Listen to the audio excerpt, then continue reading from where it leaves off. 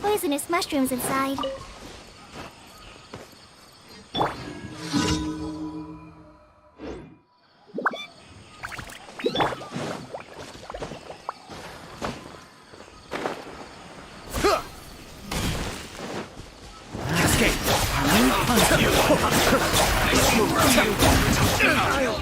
That's far enough. Went out of tune. Time to get serious. Adept back. Miscalculated.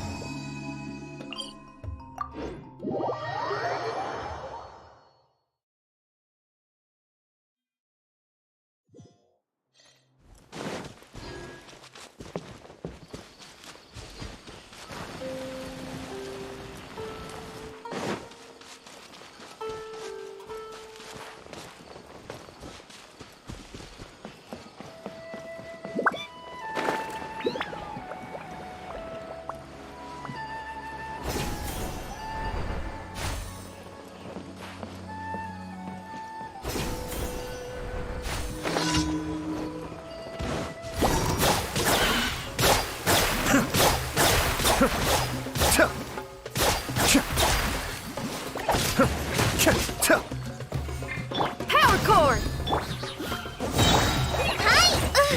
I feel this thing come.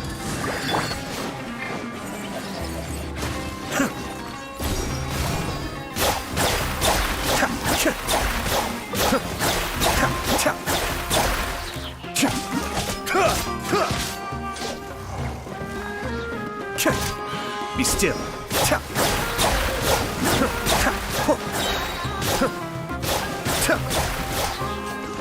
Mind the deluge.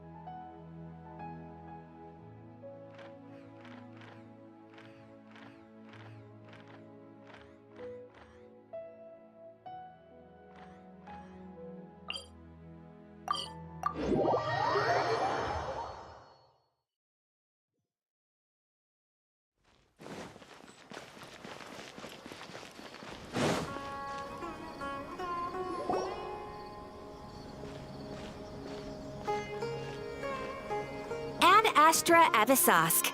We meet again, you two. Hi, Catherine. Do you have any commissions for us today? Commissions, huh? Oh, how about this? Please attend the Academia's Academic Symposium this afternoon and recite a love poem on stage. And if possible... Huh? What kind of commission is that? I see. It appears... In that case, please go to Port Ormos and convince the Eremites there to spend some time volunteering at the local orphanage. Hey, that's not any better.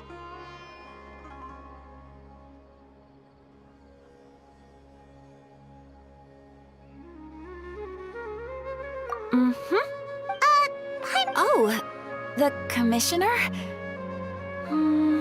Well, actually, I just wanted to see the two of you in action. Was it so obvious? I was hoping you would actually take one of those commissions. That kind of chance to observe humans doesn't come by often. Ah, so it's Nahida. Paimon just knew Catherine wouldn't crack those kinds of jokes. When did you get into her head? From when she said, Ad Astra Abyssosque. So it's been you this whole time? Are you done resting up, Nahida? Yes. I've been sleeping ever since we parted ways, and I even had a really long dream. It was another dream about the Sub-Zero's Fest. In my dream, I also got to sit... You know, Nahida, maybe your dream is how the Sub-Zero's festival really should be. It's meant to be a joyous time where every... Huh? No! By the way... Yes, I paid her. Her condition is... But for the moment... Right. So our first priority... Oh!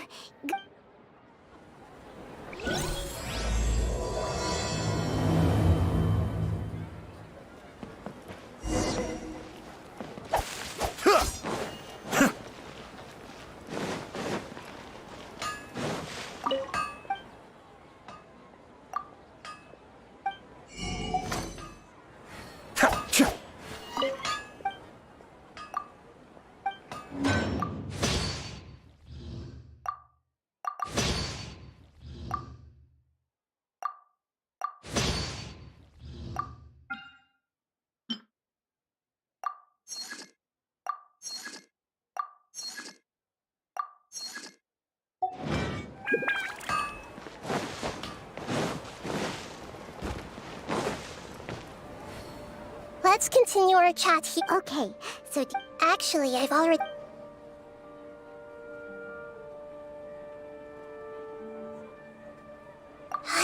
tried that. It seems that from... Have you already caught the Sage's attack? I'm guessing not yet. But distrusting me would make perfect sense if they've ever paid attention to the urban legends about me. In any case, I probably can't take over their minds directly.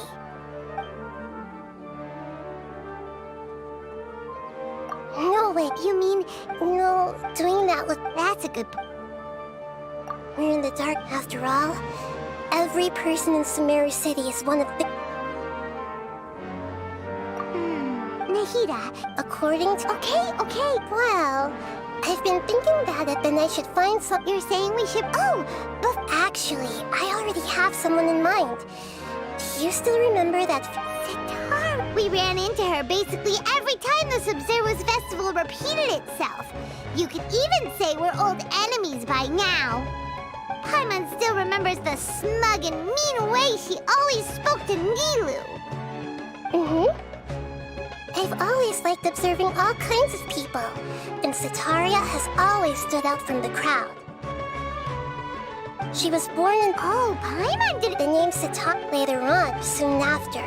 The star began, but in the end, she couldn't give up the radiance of daytime. To cope with her shame, the star buried her guilt and closed her eyes. From the sound? But she doesn't... Indeed, she's suppressing a lot of guilt.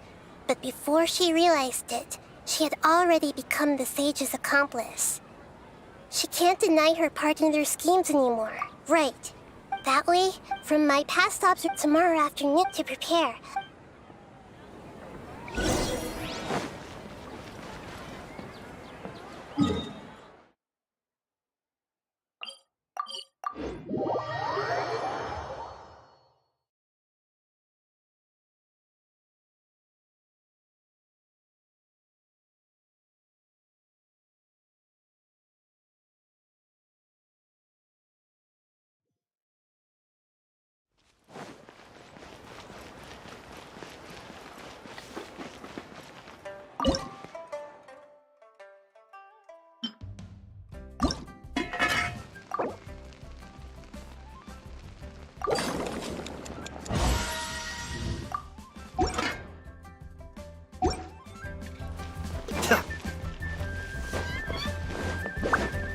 Add Astra.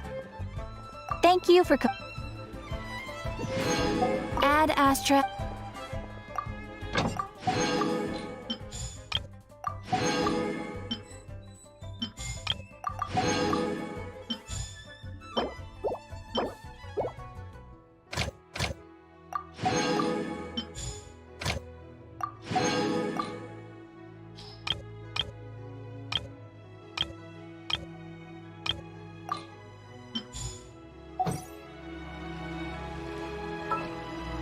Once, there was a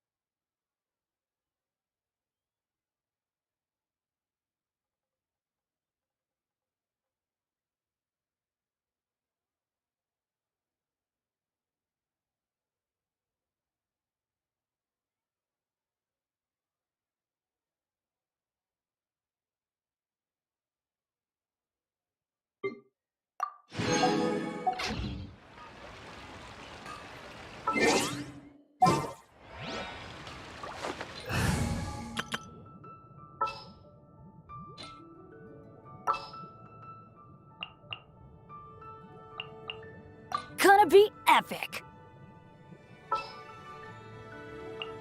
Ready for reconnaissance.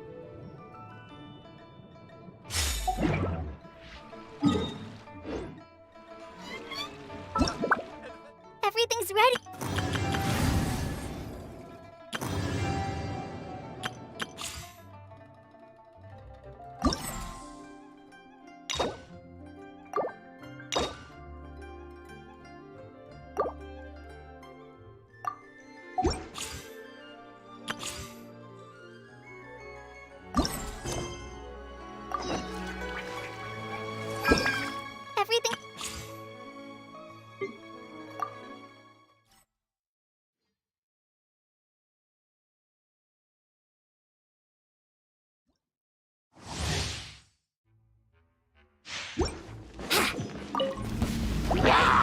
Come a little close. Boba, get them!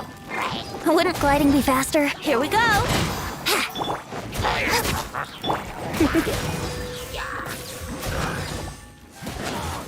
Come a little closer. Think you can get away?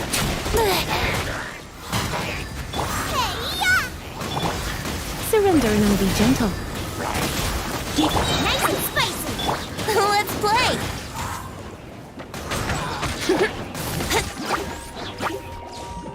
Time for takeoff. Yahoo! Out of the frying pan, into the fire! Eat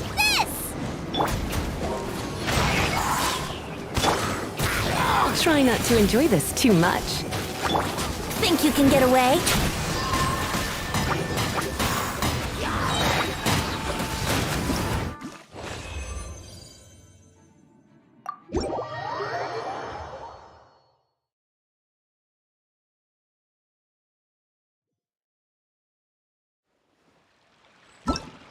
Everything's ready. Let's go!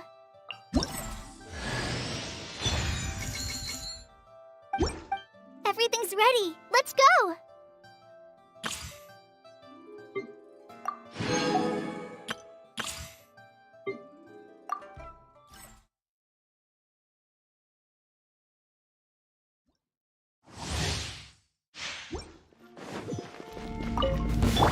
Dodge this!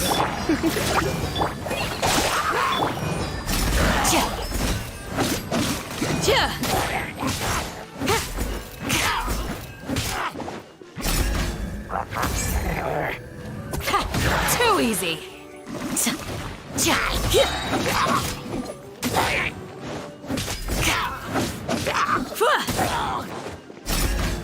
Yield.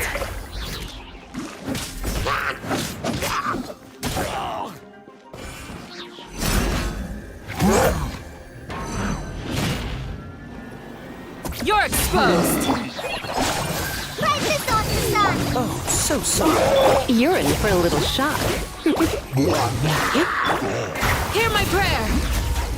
Flee.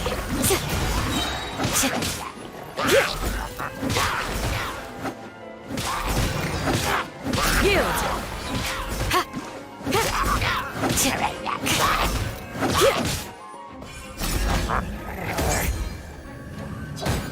Pin them down.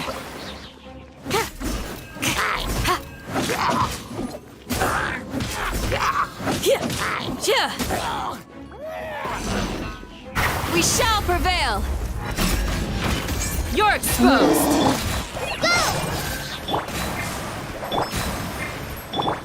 Just like we rehearsed!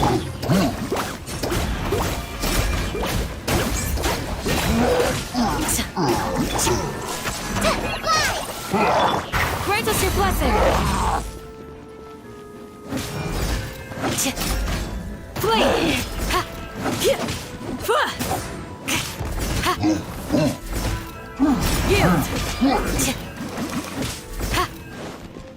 Don't get frostbite. Flee.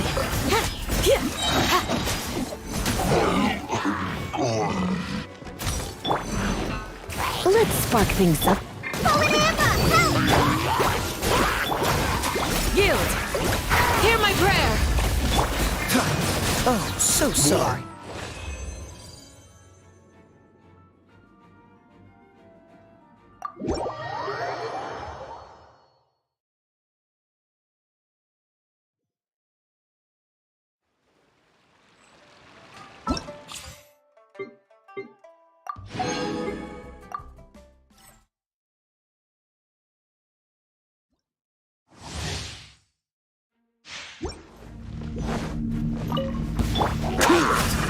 You're in for a little Nice and spicy!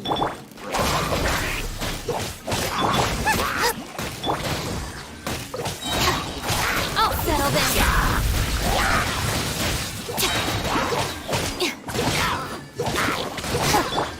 Try not to enjoy. This moment will be frozen. You're toast! Boba, get them! Our bond is strong. Lightning terrified!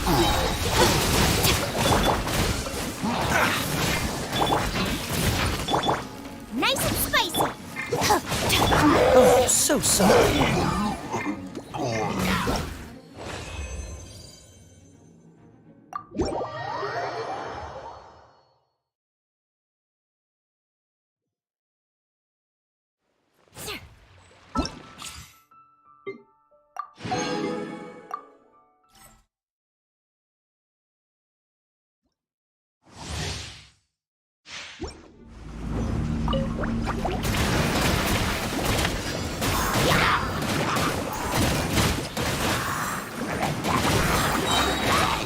And away I go! Come on out! Hey-ya! What's this moment will be frozen in...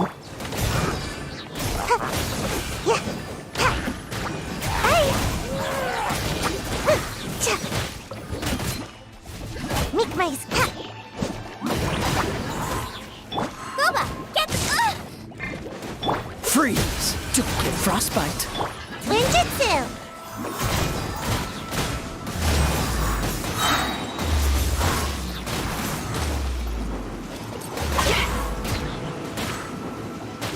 I'm out of here! Out of the frying pan, into the fire! This moment will be frozen in time. What's the hurry? Ha!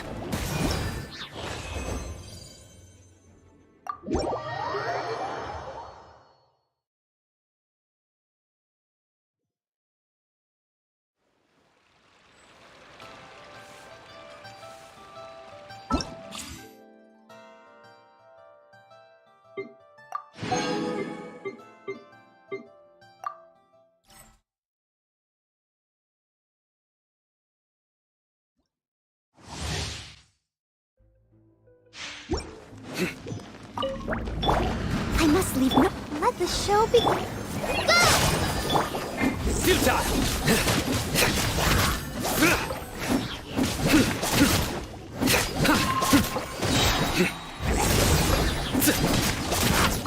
Your sins weigh upon your soul!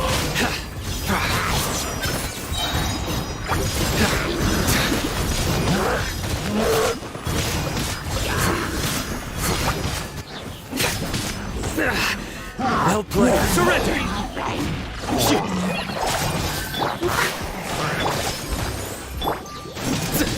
Through me, justice is served!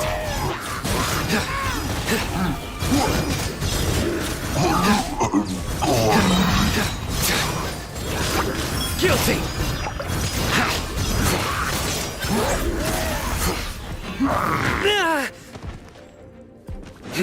Nowhere to run! Your sins weigh upon your soul!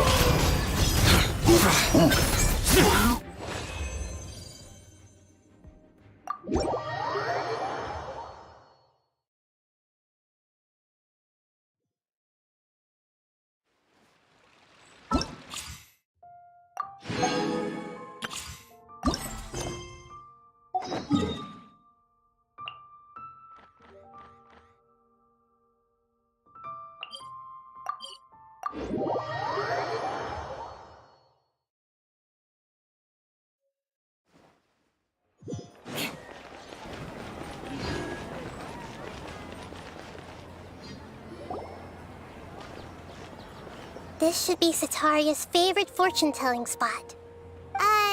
So should we ask the fortune teller? No, I already have enough information on Sataria. The most important thing now is for you to pay attention to the vendor's talking style and key characteristics. Talking style and key characteristics? My poor lost lambs. Have you become troubled over your fates? The divine voice of wisdom often echoes between mine ears. If thou be blessed today by the gods, I may be able to show you the way. Huh? Really? Nahida, you've been whispering things to her? Shh. My friend here has some doubts regarding his future. Can we get a fortune reading for him? Of course, of course. In that case...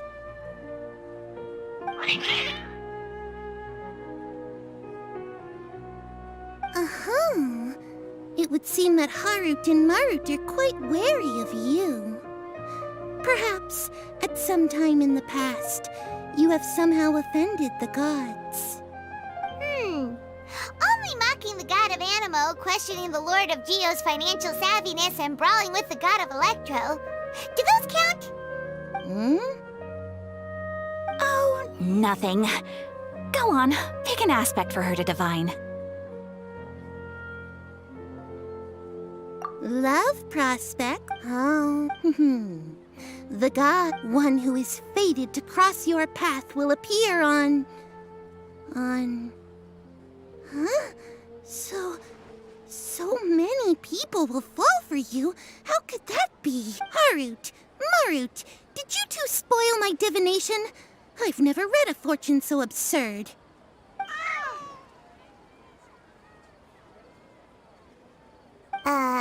Actually, Paimon thinks this is probably the most accurate fortune-telling you've ever done.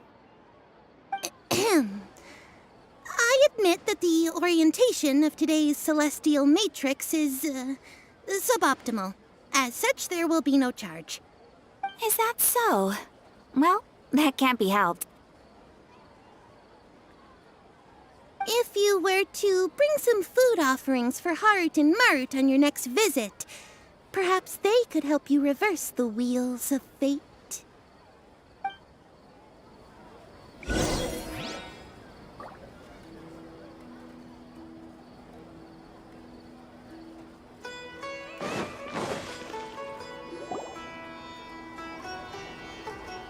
Is this another one of Satar? Yep.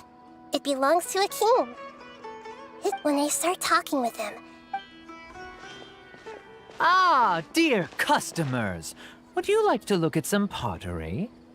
We caught wind of your great craftsmanship, so we specifically came to take a look. Oh, I recognize you.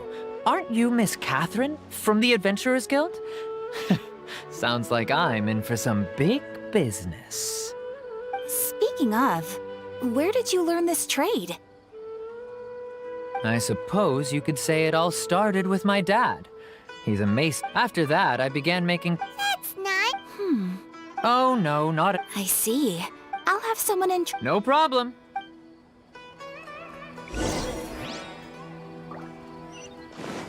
More speed.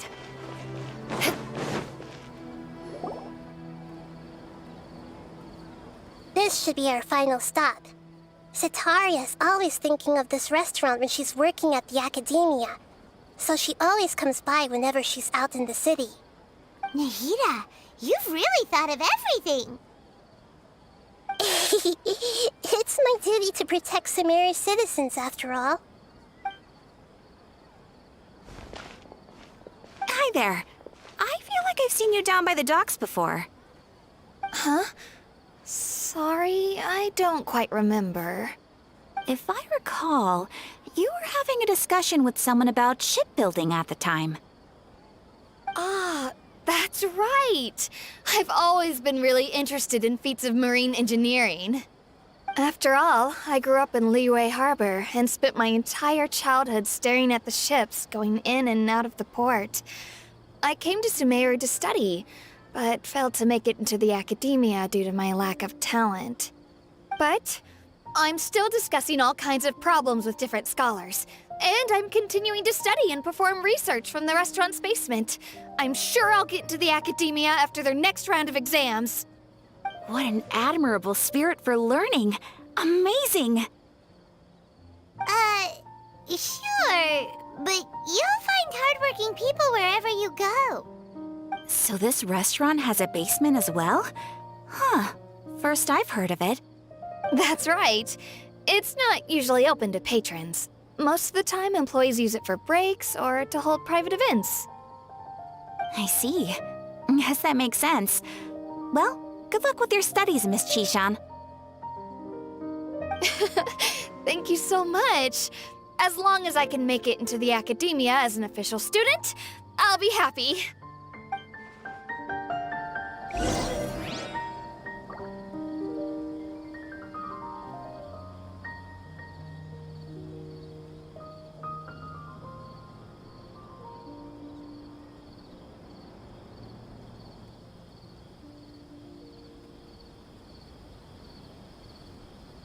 Aristocratic etiquette is all just for show. Just smile and nod along.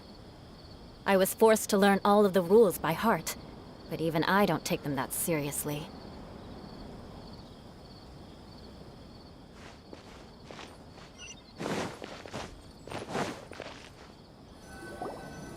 So, was that everybody?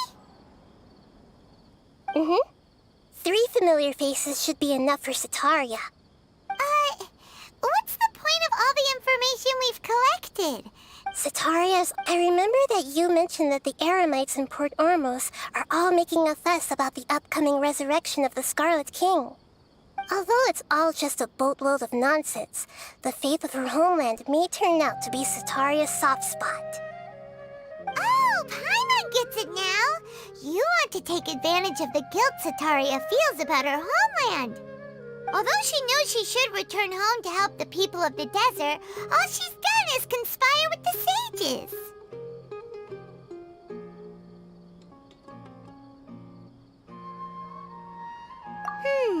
Well, the Scarlet King is long gone, and Sataria is also too smart to fall for any simple... If we simply... But... So, yep. As long as... So that... Exactly. Huh? That's no Huh. That is pretty convenient. But why does he have to do this? Can't you do it yourself? Although I've been observing humans for a while, I've never been good at imitating them. You're not wrong. It's always been painfully obvious whenever you try to pass as Catherine. If it was at all possible, I would have preferred to leave these people alone. But seeing how things are now, I probably should... Yeah, don't beat yourself up over it. Alright, then let's give it a...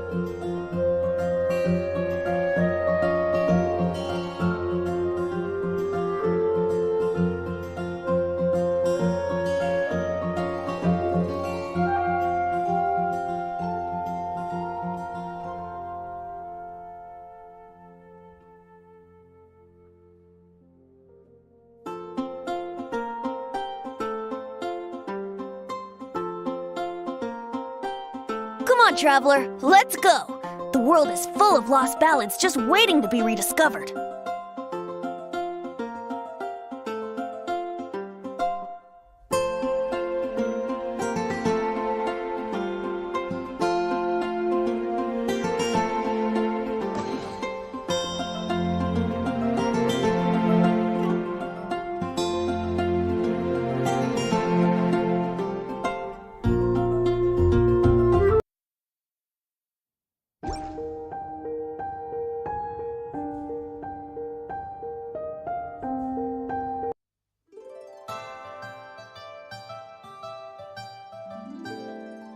Those who come to witness will witness. Those who are born to remember will remember.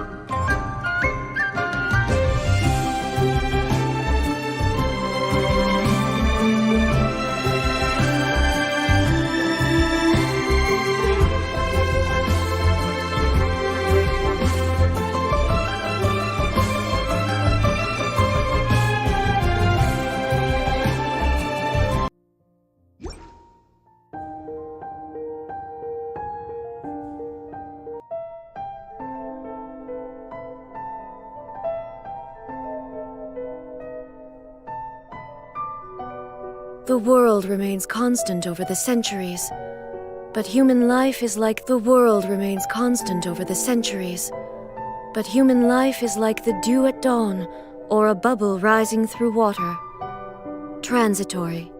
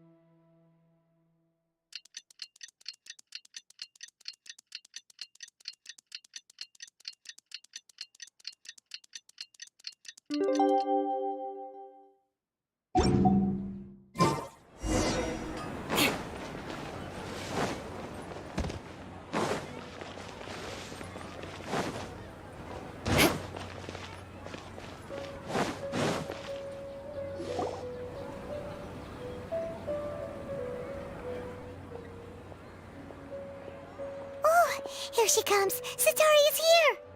Let's quietly follow her. Once she starts talking to her acquaintances, we'll find a safe spot to begin possessing them. As for how we'll sway her to our side, I'll leave that to you. I trust you'll know what to say.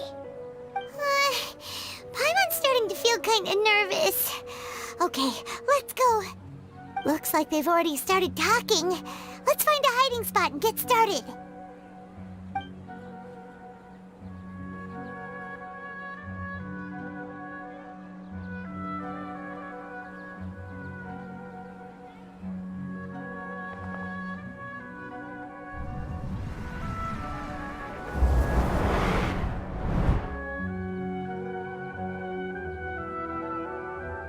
That's right. You really can't force anything when it comes to love. And besides, everyone around me has a very different background and outlook. Are you still listening to me, Nabia? Oh, of course I'm listening. You were talking about troubles with your love life, right? I heard everything you said. Okay then. You just seemed a little distracted for a moment there.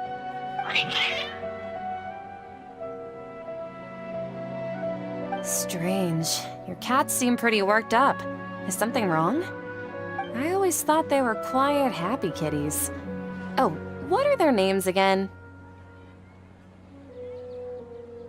Ah, that's right. They are just little darlings, aren't they?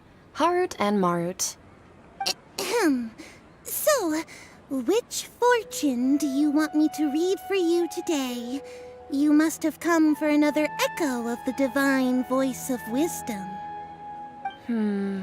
I'd like to get another reading on my love prospects, but to be perfectly honest with you, I feel like I've been a real mess recently. A mess? Well, could you do a reading on how long it'll take me to finish my current project at work? I really just want to get it over with. I hear you. No problem at all. The gods will reveal the truth.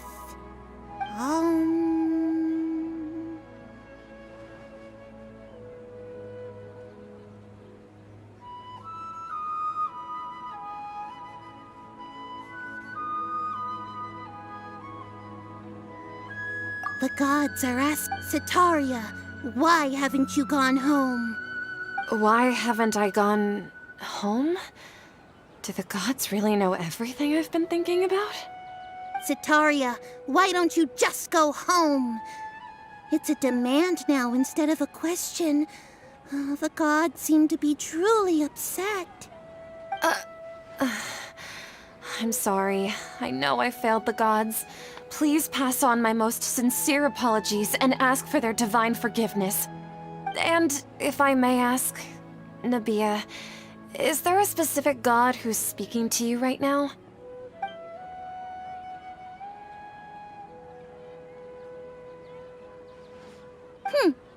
What an inconsiderate and naive question. The god who is speaking to me is, of course, the wisest and mightiest of all, the Scarlet King. The Scarlet King? No wonder he would make such a demand of me. Oh, wait a second. The Scarlet King... Even though news of the Scarlet King's resurrection has been spreading like wildfire, it's all just a misinformation campaign from the academia. How can the Scarlet King still exist in real life?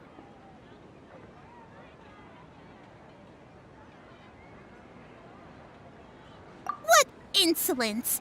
I am the Scarlet King's most loyal believer. Do you wish to refute his voice of wisdom? Oh, no. As a child of the desert, I am only reveling in his power upon learning that his divine glory has touched even this city. I will think very carefully about his demand of me.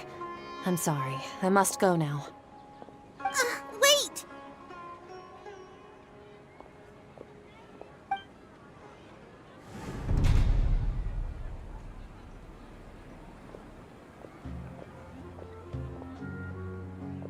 Ooh, she just ran off in a hurry. She looked pretty upset, too. Well done. Sataria didn't seem to suspect anything amiss. To have something she's been trying desperately to avoid show up out of nowhere and berate her, that must have shaken her to the core. Aw, Nahida, it seems like you understand human emotions really well after all. All I know are some abstract Harava-taught theories. In any case, my time with you has shown a lot of them to be utterly useless. I'm still trying to make sense of everything. Anyway, enough of that. Let's hurry and catch up to Sataria. He's out of Keem's now, right on cue. Let's get ready to possess him right away!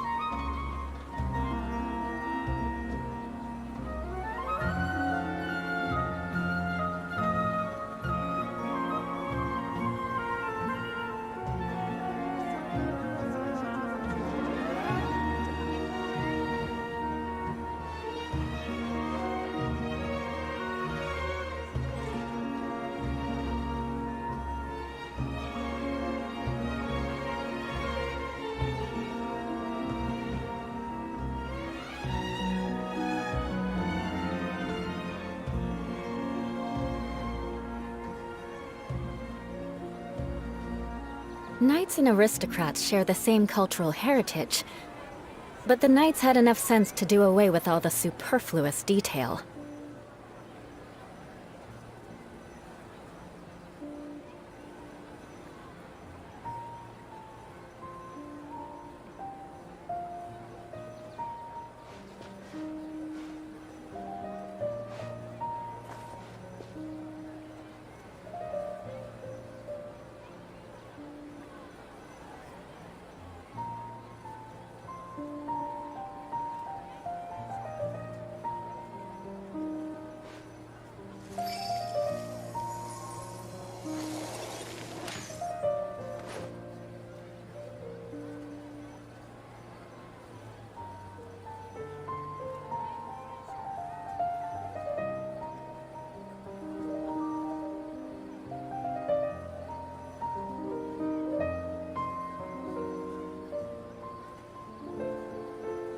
Aristocratic etiquette is all just for show.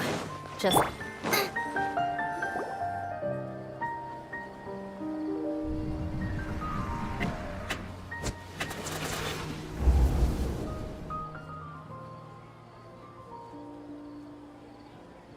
It's okay. I just got caught up in something.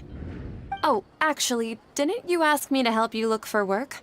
What kind of work were you looking for again? Oh, right.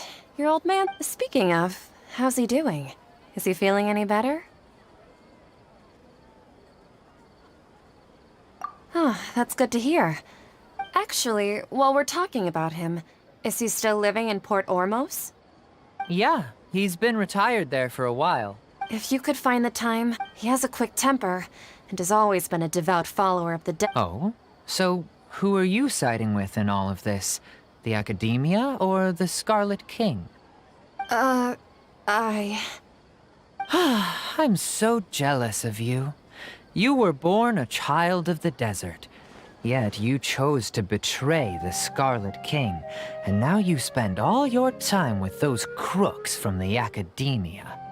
Akeem, you don't mean you've also become a believer of the Scarlet King?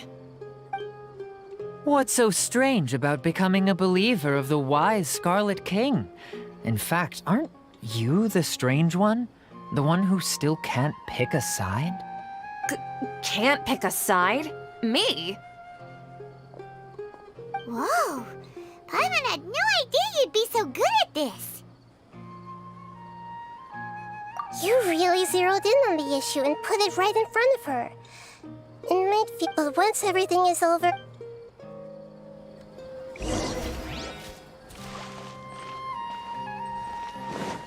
Come on! Sataria's already started talking.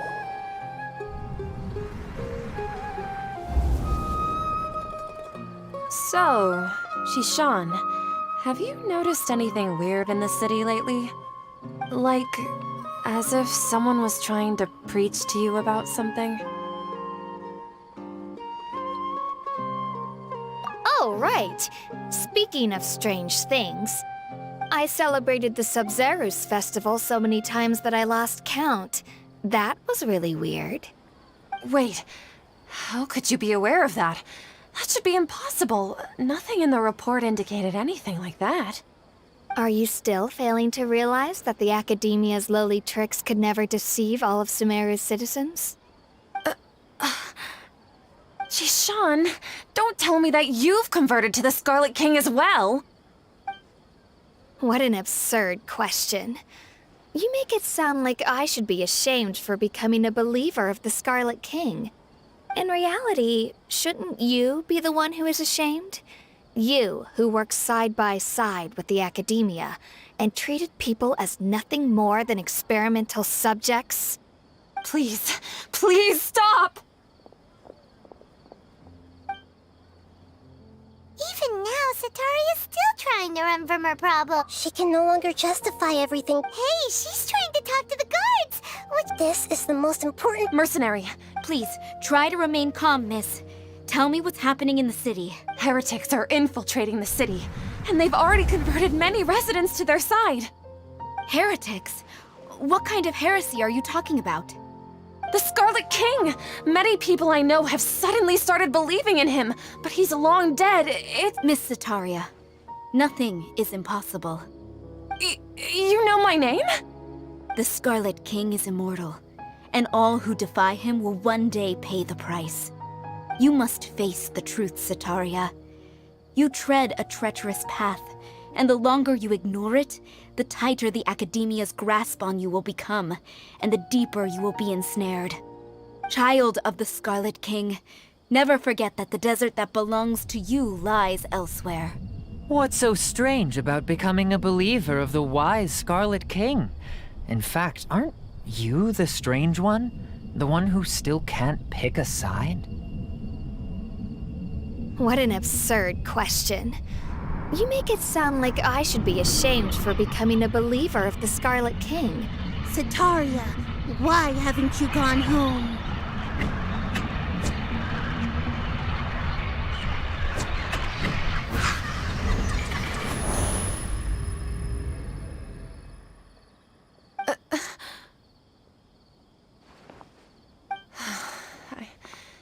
It seems that no matter where I run, I only keep finding more believers of the Scarlet King. I have to say, this is a familiar feeling. I've also been running from my guilt this whole time. Guilt over my part in the Sage's plans, and from ignoring the letters from the children of my homeland. But no matter how much I may try to ignore or get rid of it, my guilt always comes back. You won't necessarily... How do you know me so well? Are you truly just a believer of the Scarlet King? That's not important. The important thing is to pass judgment on the academia and its sages, and to correct their mistakes. If you could provide some assistance in this matter, perhaps it could serve as a form of atonement. I've actually never believed in the gods, but I've always believed in serendipity. Your appearance must be a fated opportunity for me to get out of this wretched situation. Please tell me, what can I do for you?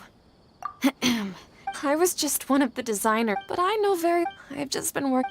However, there's something that's been really bothering me. I heard that a scholar who was previously expelled has returned to the city, and even the sages are still quite wary of him. To fight against the academia. It should be possible if we're willing to take some risks.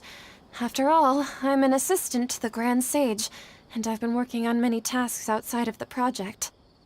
One thing, though, I won't be able to transfer the documents to you through the Akasha once I get my hands on them. The sages have always closely monitored all activities within the Akasha. Let me see... let's use the most primitive method. Send someone to pick up the documents tomorrow evening at the Academia entrance. The Academia entrance? Wouldn't that be too conspicuous? Don't worry about that. I assure you, this won't be a trap. I'm only suggesting this location because it'll draw more scrutiny for me to leave the Academia again. All right, I trust you. So, if I were to successfully complete this task, would it mean I've atoned for my wrongdoings? That'll depend on the judgment of the Dendro Archon. The Dendro Archon. That's right. Her people are the ones we have endangered. As the God of Wisdom, she's also the one responsible for judging and guiding the scholars. Maybe it's time for me to find a god to believe in. Just as Nahida predicted, we've managed to bring Sataria to our side! The Traveler's execution was ingenious. He's the one who deserves all the praise. Well, now that... Pray? But if we're going to pray to the gods, aren't we just praying to you? God of Wisdom and Guardian... No. The truth is the true guardian of scholars. I've always believed that. Anyway, let's meet again tomorrow evening at the Adventurers Guild.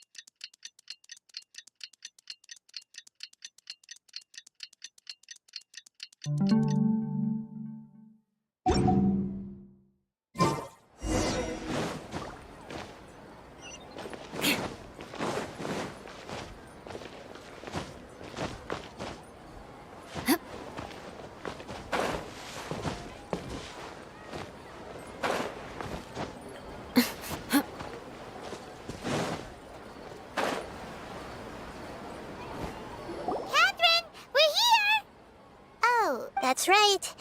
I suppose I'm the other Catherine in your mind. Shh! We're on a secret mission tonight, so we need to protect Catherine's... Yep, Paimon's right. We cannot... If something were to happen, my existence may be the only trump card we'll be able to play. After all, the Academia should still be unable to confirm the existence of my consciousness in the outside... Yep, exactly! Just what Paimon was thinking. Anyway, enough about that. Let's just make off? What do you feel is off? It's the middle of the night. No, I think he's right. If you look around, There seems to be fewer people on the streets. I'm not sure. Huh. I also can't quite figure. Well, regard...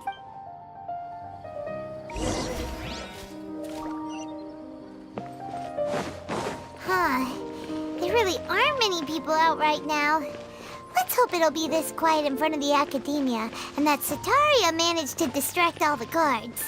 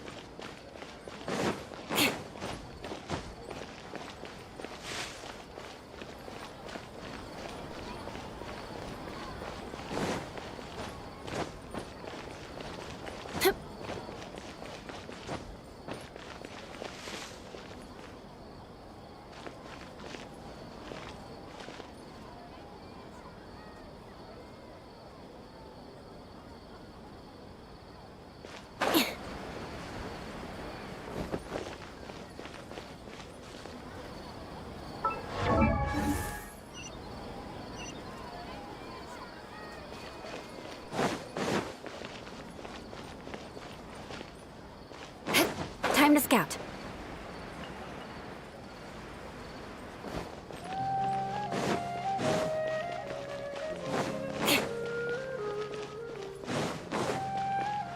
More speed.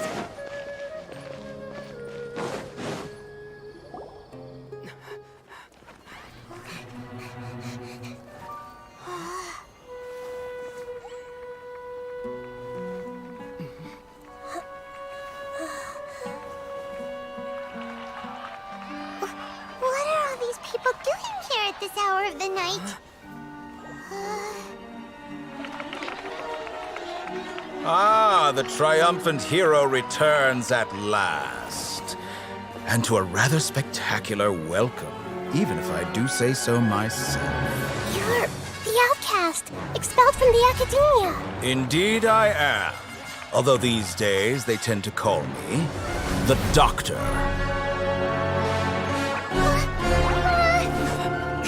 If you're looking for your researcher friend, she has already been taken into confinement. With some basic caution, she could have discovered the listening device on her person.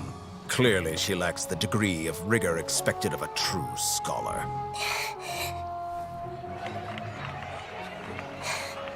The people of Sumeru City.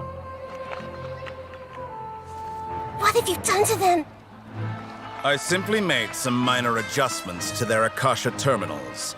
Now they can deposit information directly into the subconscious.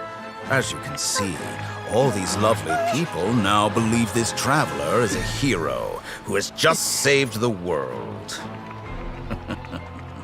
My experiment is a success. And now it seems they can no longer hold back their sheer adoration. Oh no, what should we do? These are all just regular people. Leave now. You need to get out of here. But that guy's a Fatui Harbinger. We can't just leave you here. Nor can I abandon the people of Sumeru.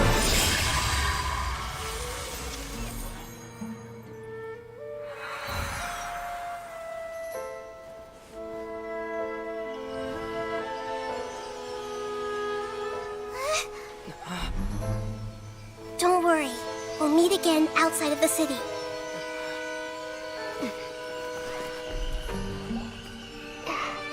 I see. You appear to have overridden their mental faculties with your own consciousness. To possess such a powerful mind, you must be the god of wisdom.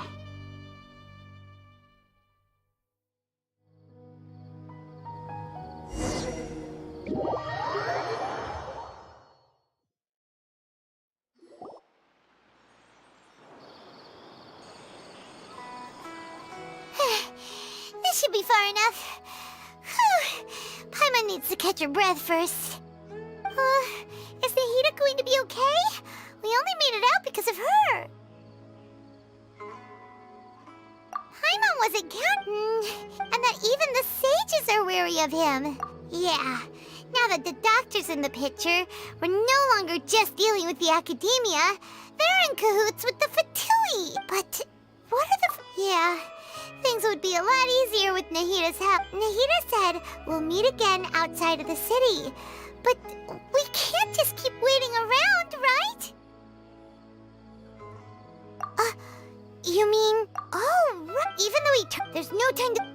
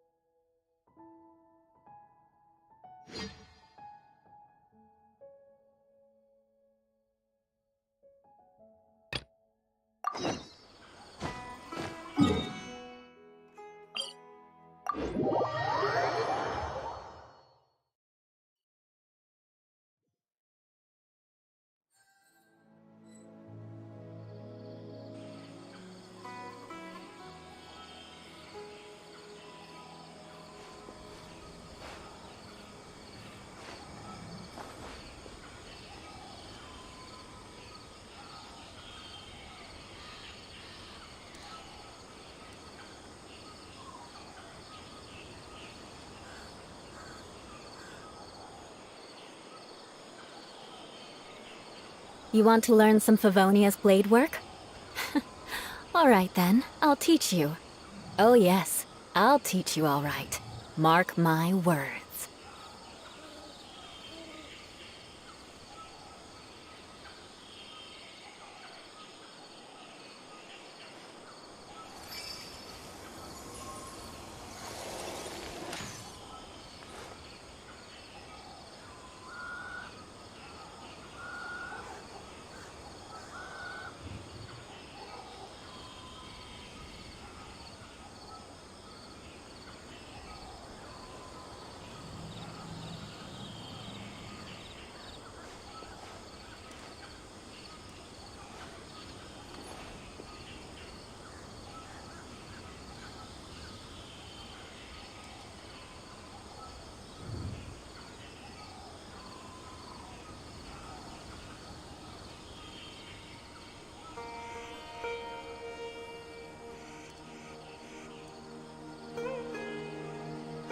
Aristocratic etiquette is all just for show.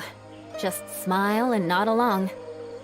I was forced to learn all of the rules by heart, but even I don't take them that seriously.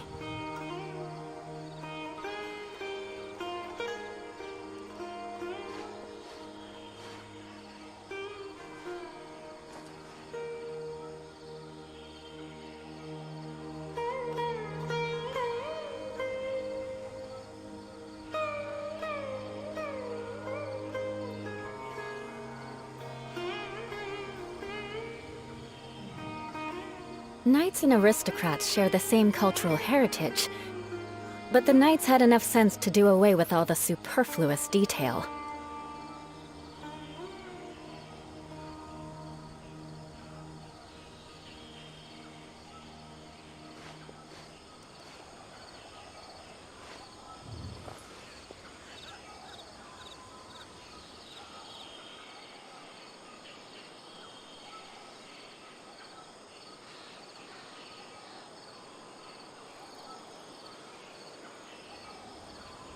You want to learn some Favonia's blade work?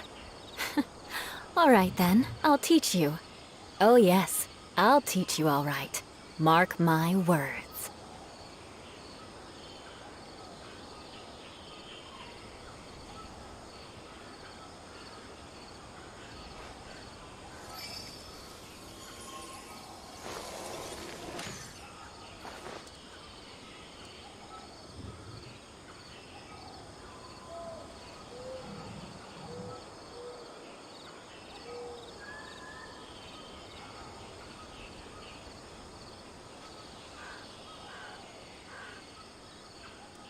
Aristocratic etiquette is all just for show. Just smile and nod along. I was forced to learn all of the rules by heart, but even I don't take them that seriously.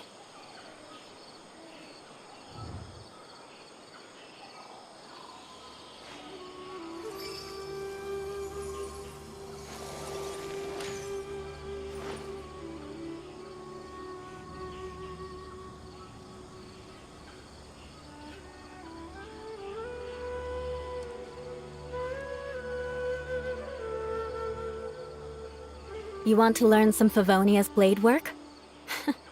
All right then, I'll teach you. Oh yes, I'll teach you all right. Mark my words.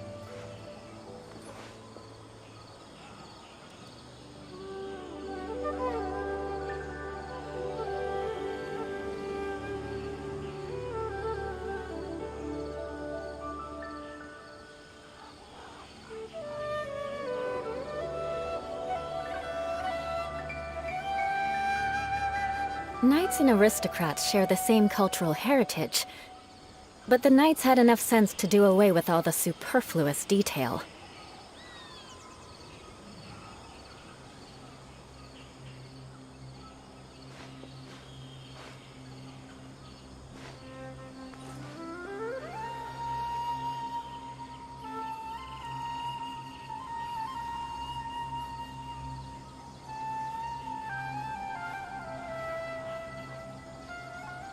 Aristocratic etiquette is all just for show.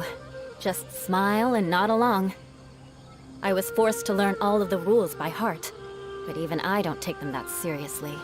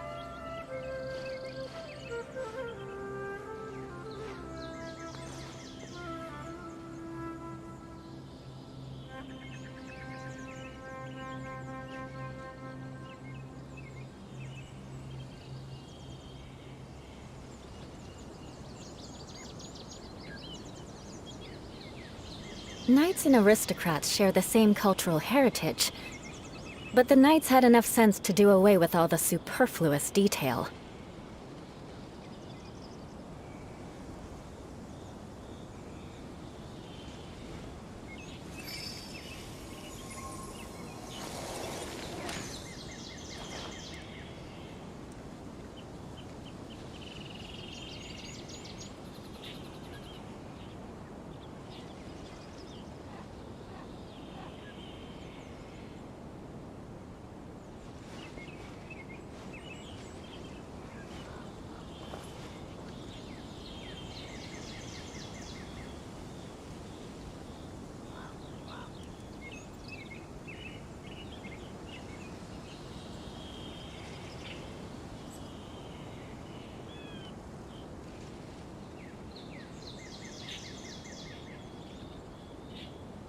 Aristocratic etiquette is all just for show.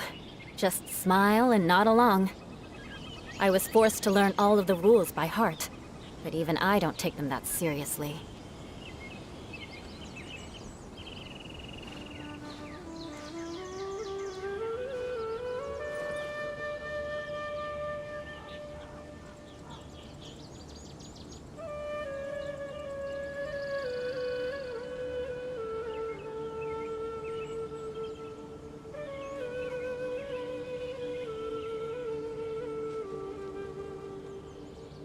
You want to learn some Favonia's blade work? All right then, I'll teach you. Oh yes, I'll teach you all right. Mark my words.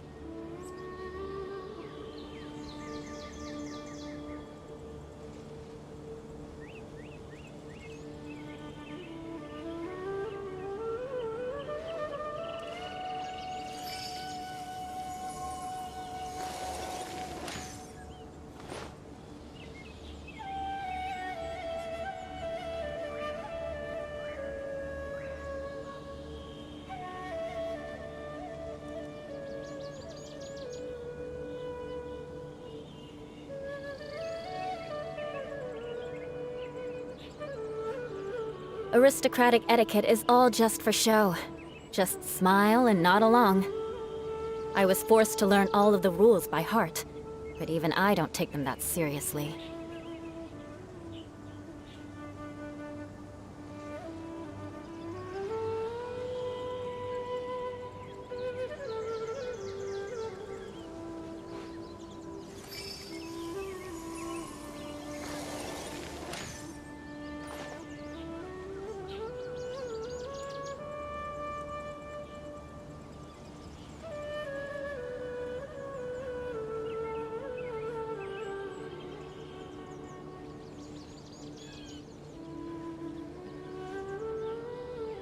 You want to learn some Favonia's blade work? All right then, I'll teach you. Oh yes, I'll teach you all right. Mark my words.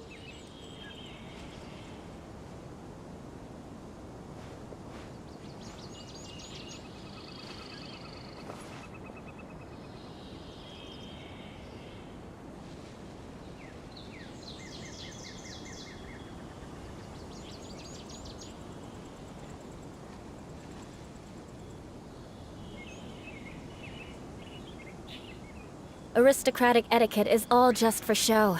Just smile and nod along. I was forced to learn all of the rules by heart, but even I don't take them that seriously.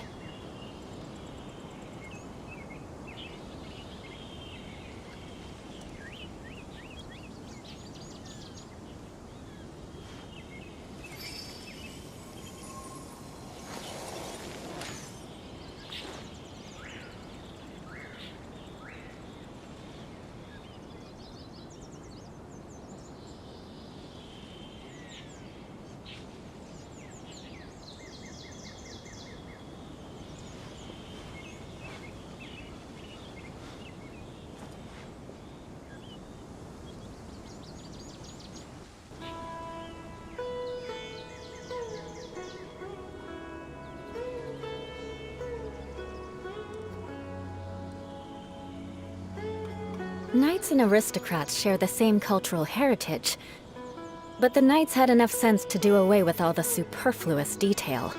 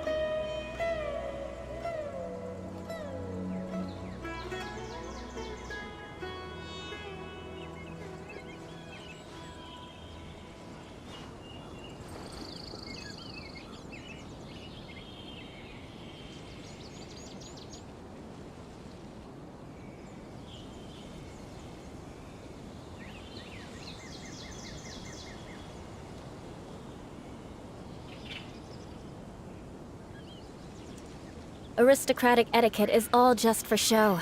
Just smile and nod along.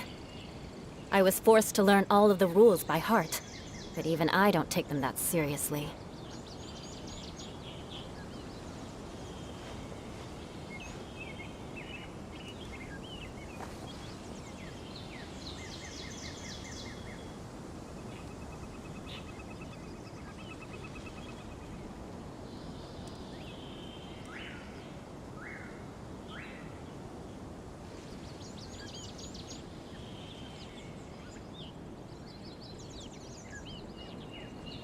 You want to learn some Favonia's blade work? All right then, I'll teach you. Oh yes, I'll teach you all right. Mark my words.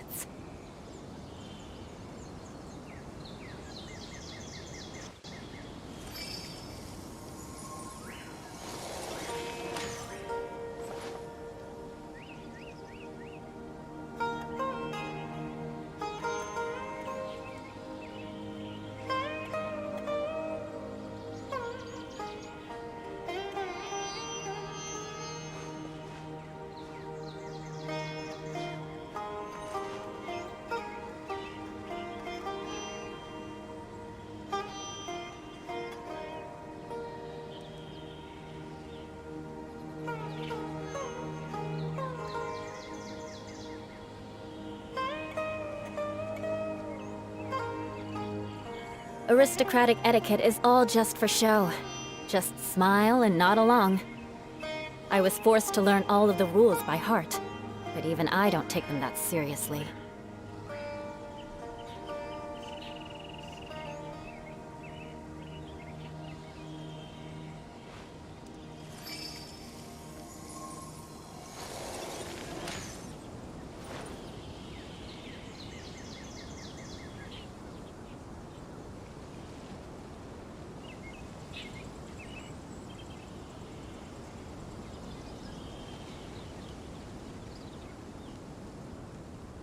You want to learn some Favonia's blade work?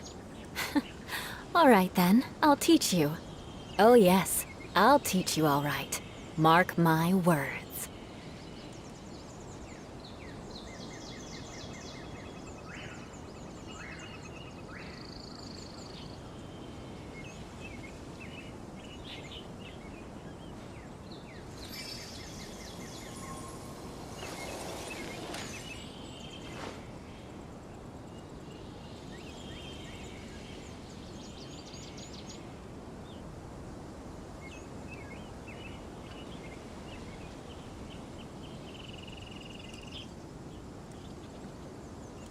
Aristocratic etiquette is all just for show.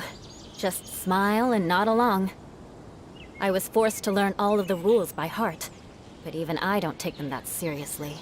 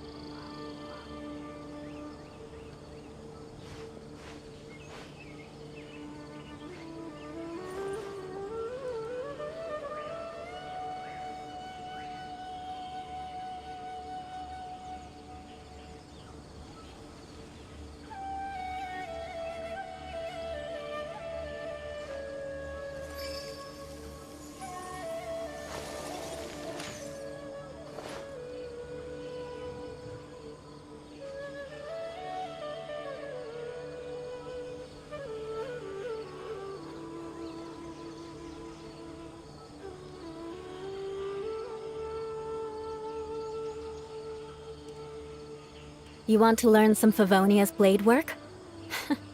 All right then, I'll teach you. Oh yes, I'll teach you all right. Mark my words.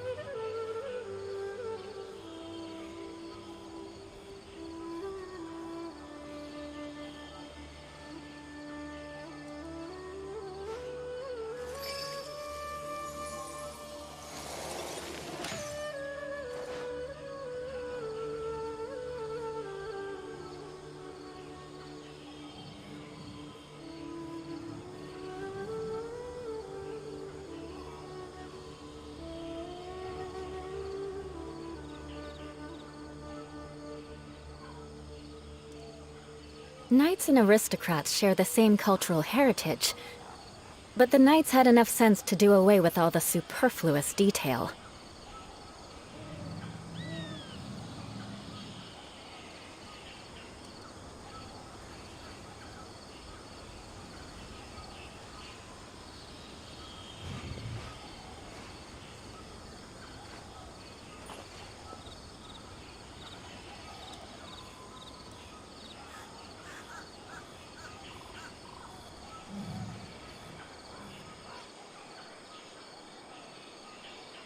Aristocratic etiquette is all just for show.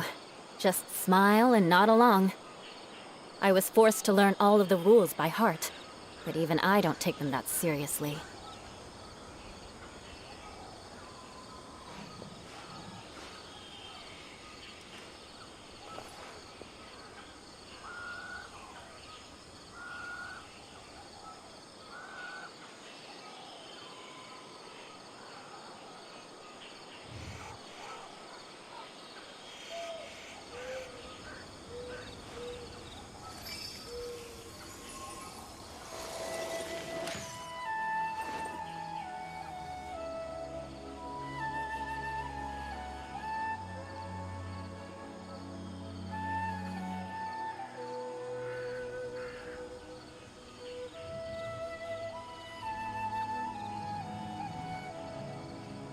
You want to learn some Favonia's blade work?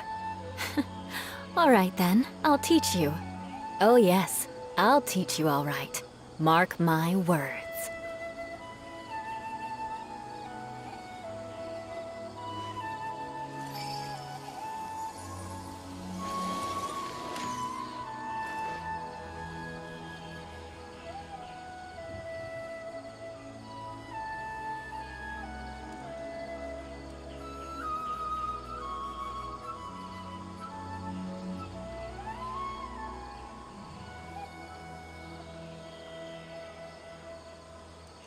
Aristocratic etiquette is all just for show. Just smile and nod along. I was forced to learn all of the rules by heart, but even I don't take them that seriously.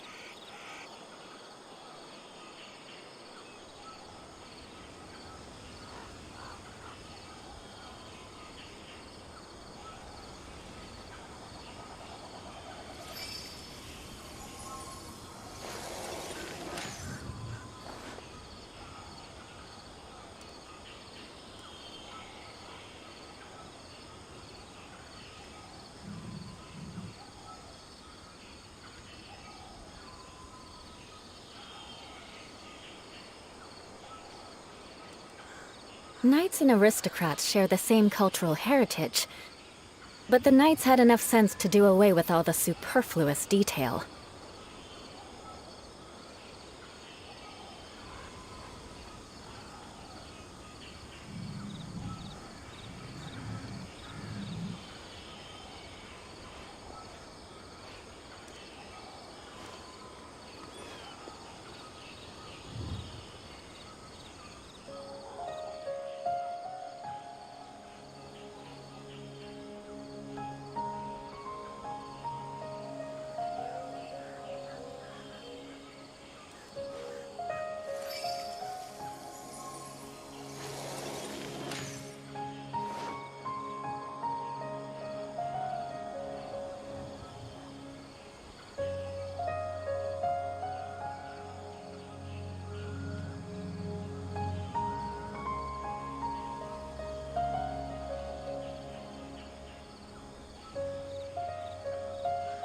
Aristocratic etiquette is all just for show. Just smile and nod along.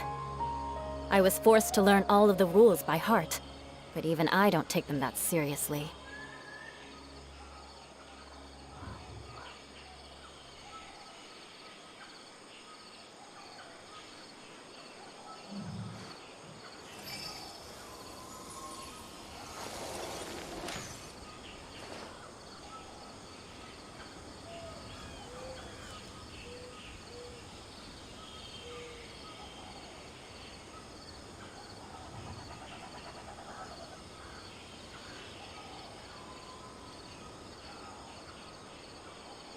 Knights and aristocrats share the same cultural heritage, But the knights had enough sense to do away with all the superfluous detail.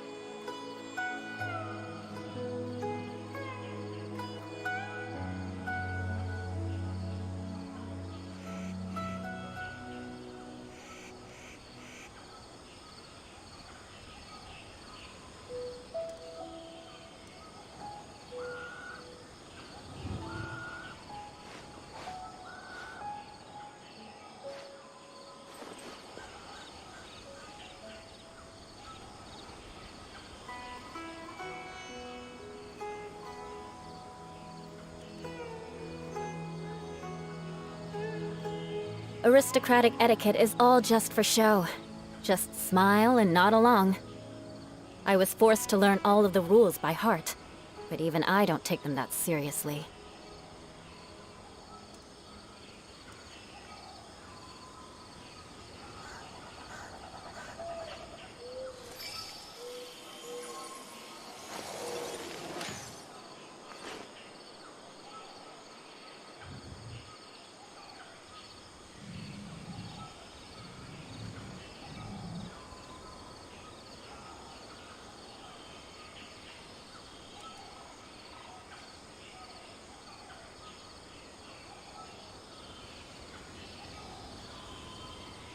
Knights and aristocrats share the same cultural heritage, but the knights had enough sense to do away with all the superfluous detail.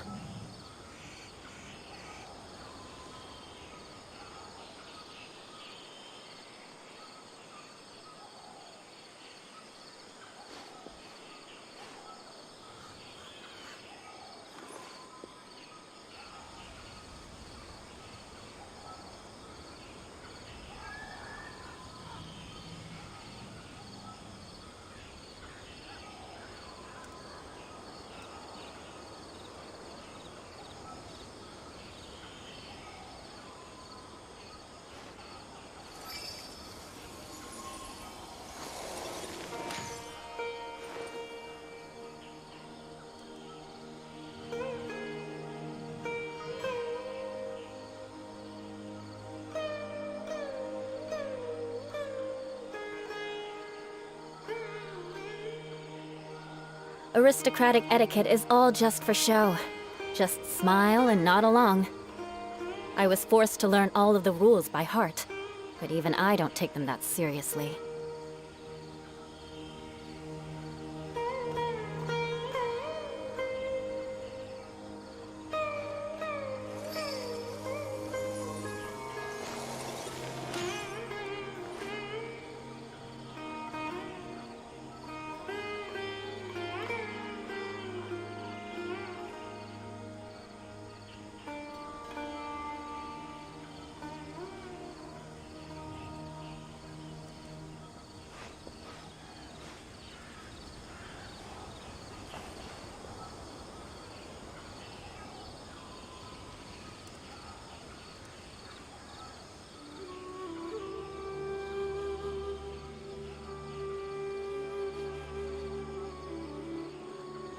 Knights and aristocrats share the same cultural heritage, but the knights had enough sense to do away with all the superfluous detail.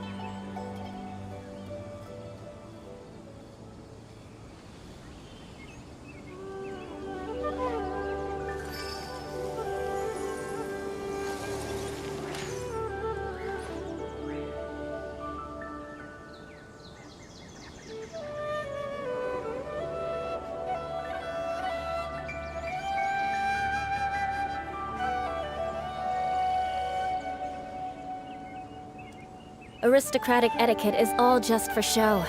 Just smile and nod along.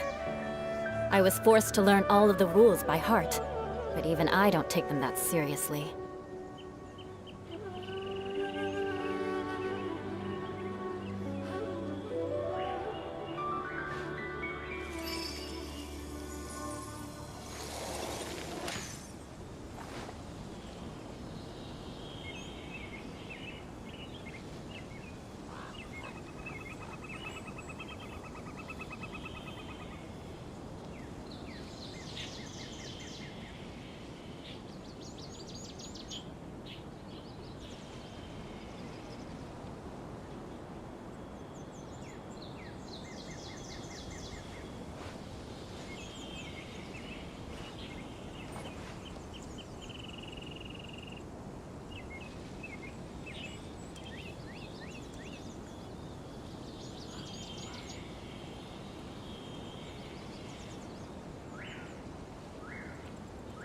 Knights and aristocrats share the same cultural heritage, but the knights had enough sense to do away with all the superfluous detail.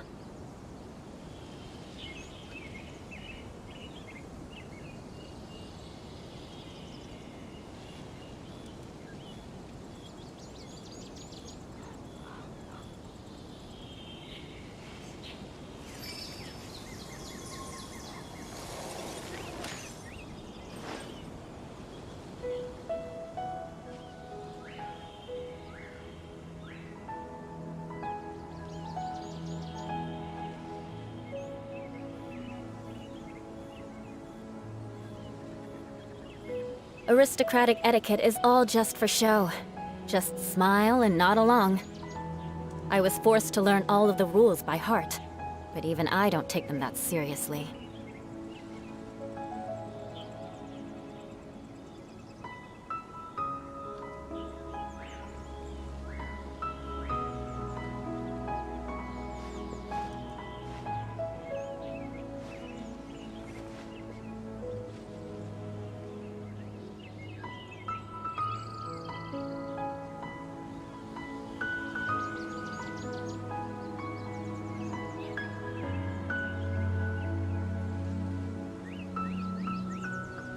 You want to learn some Favonia's blade work?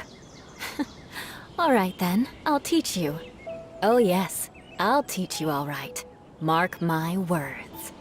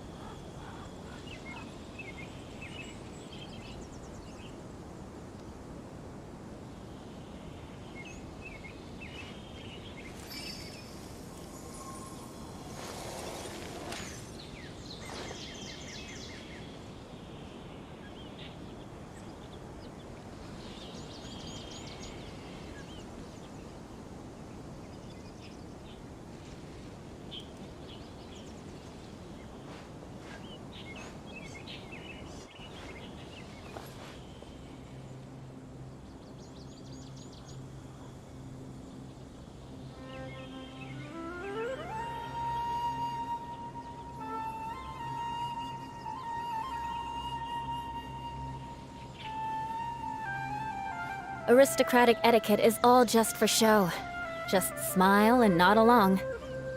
I was forced to learn all of the rules by heart, but even I don't take them that seriously.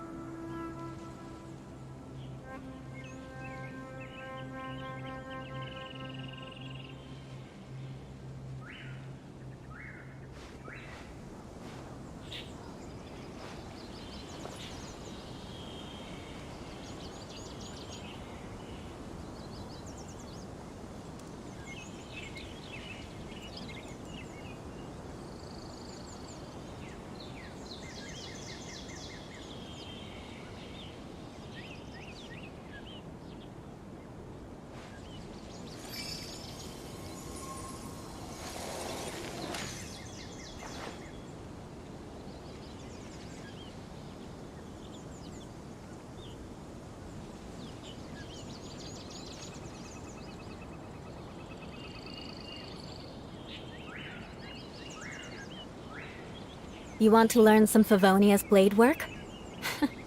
All right then, I'll teach you. Oh yes, I'll teach you all right. Mark my words.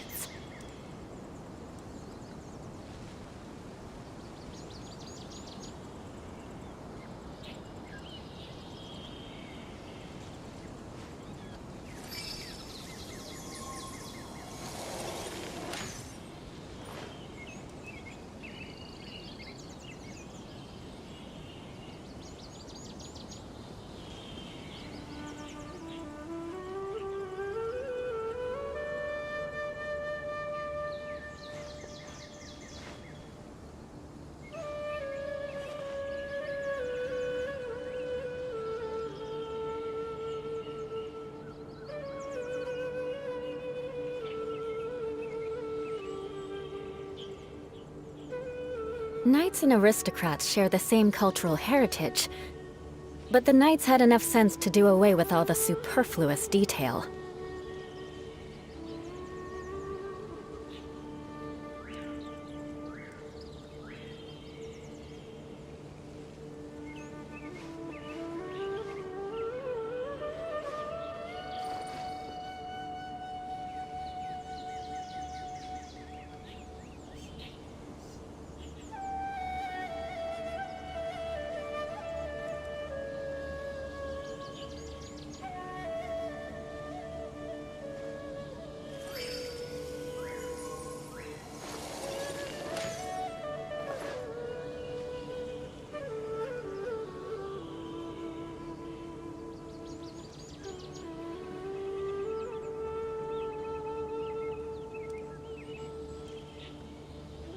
You want to learn some Favonia's blade work? All right then, I'll teach you. Oh yes, I'll teach you all right. Mark my words.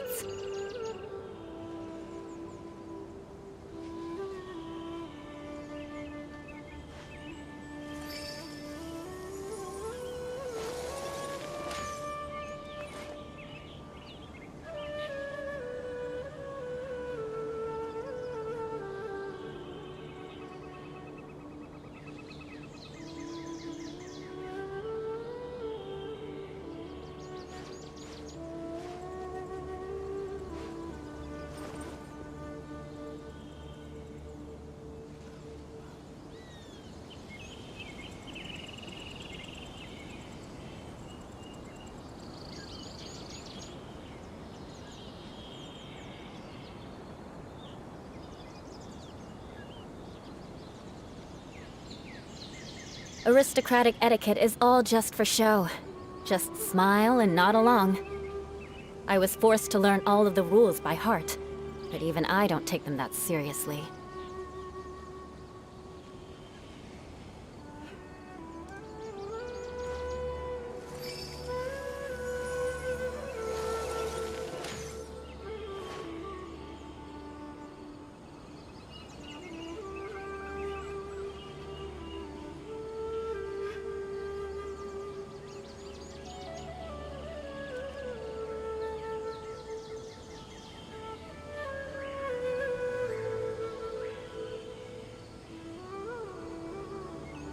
Knights and aristocrats share the same cultural heritage, but the knights had enough sense to do away with all the superfluous detail.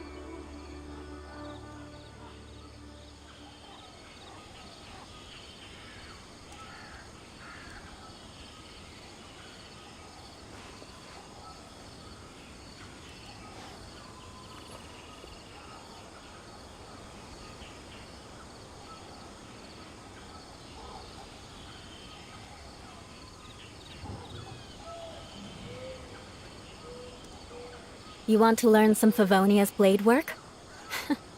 All right then, I'll teach you. Oh yes, I'll teach you all right. Mark my words.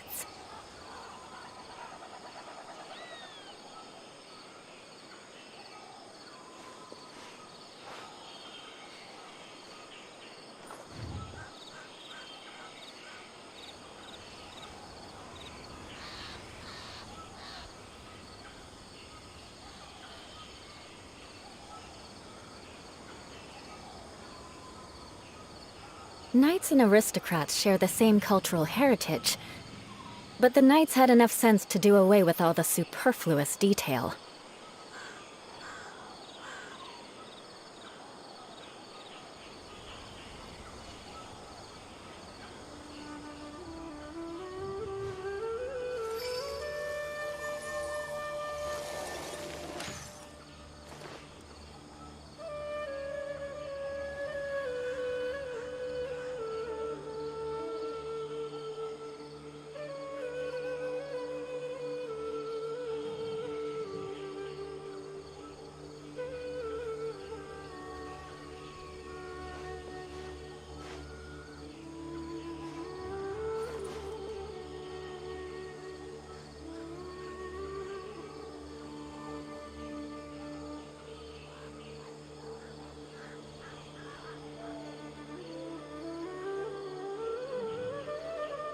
You want to learn some Favonia's blade work? All right then, I'll teach you. Oh yes, I'll teach you all right. Mark my words.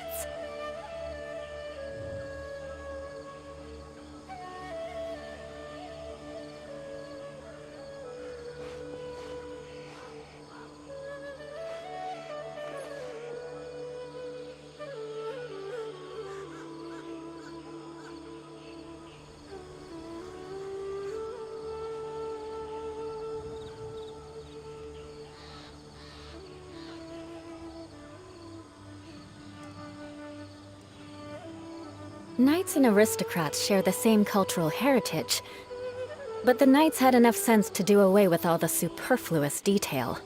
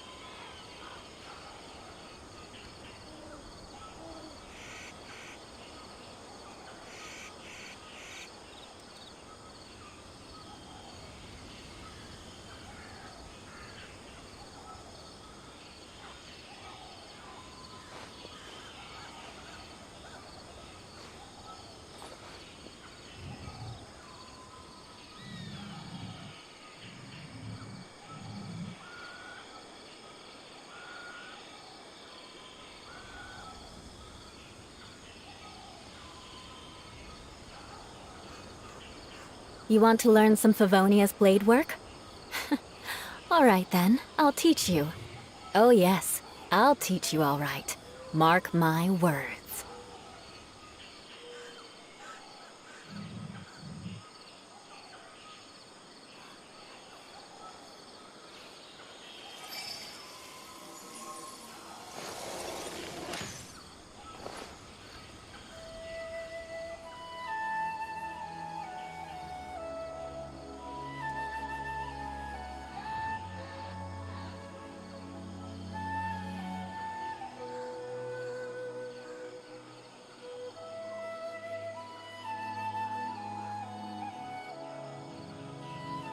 Aristocratic etiquette is all just for show. Just smile and nod along. I was forced to learn all of the rules by heart, but even I don't take them that seriously.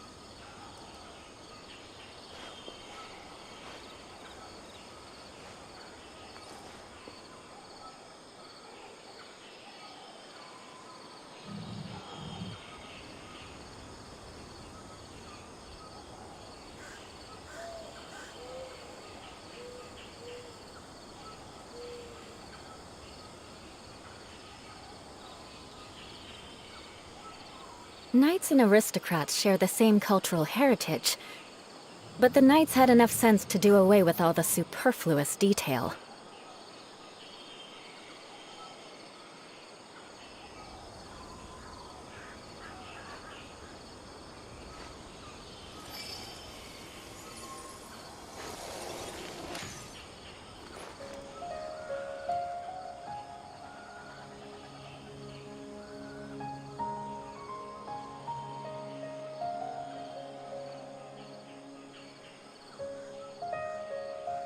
Aristocratic etiquette is all just for show. Just smile and nod along. I was forced to learn all of the rules by heart, but even I don't take them that seriously.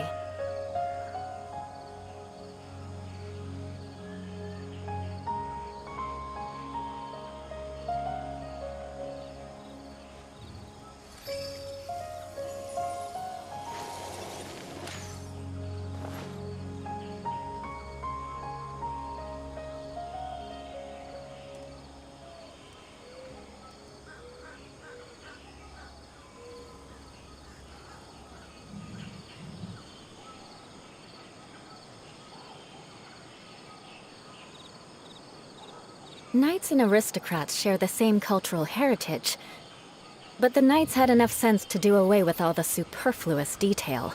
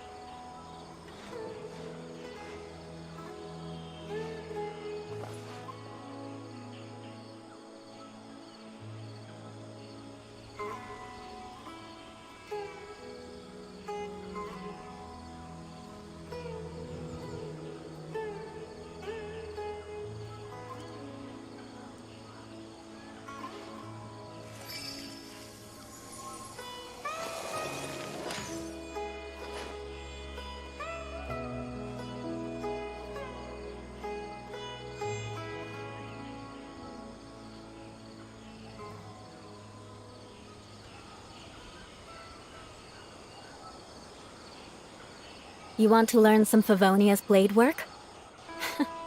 All right then, I'll teach you. Oh yes, I'll teach you all right. Mark my words.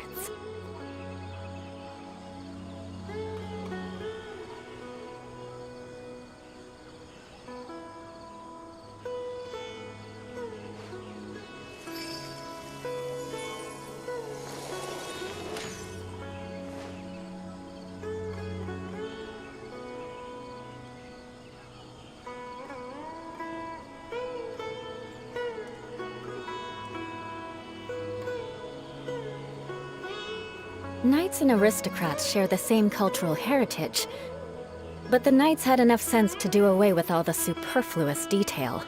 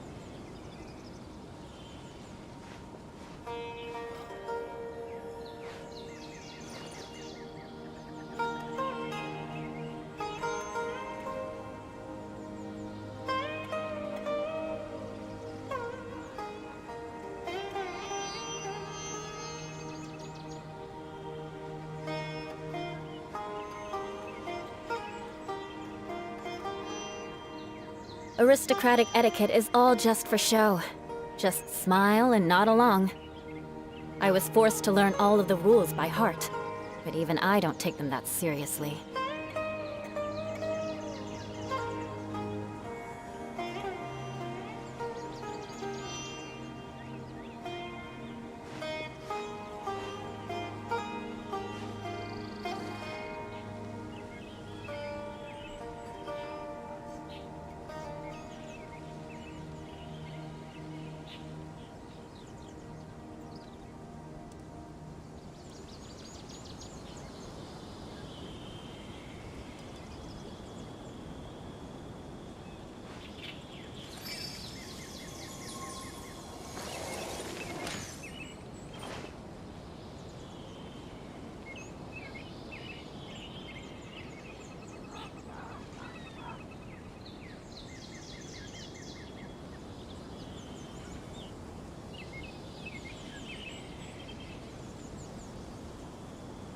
Knights and aristocrats share the same cultural heritage, but the knights had enough sense to do away with all the superfluous detail.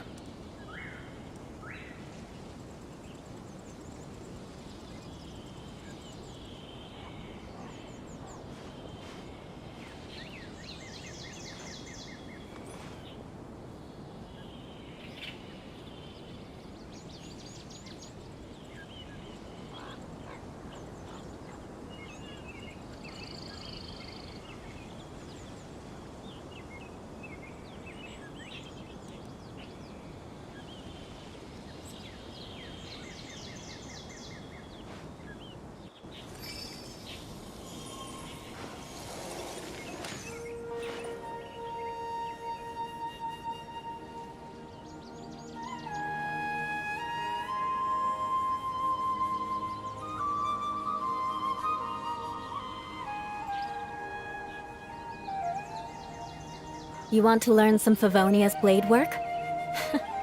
All right then, I'll teach you. Oh yes, I'll teach you all right. Mark my words.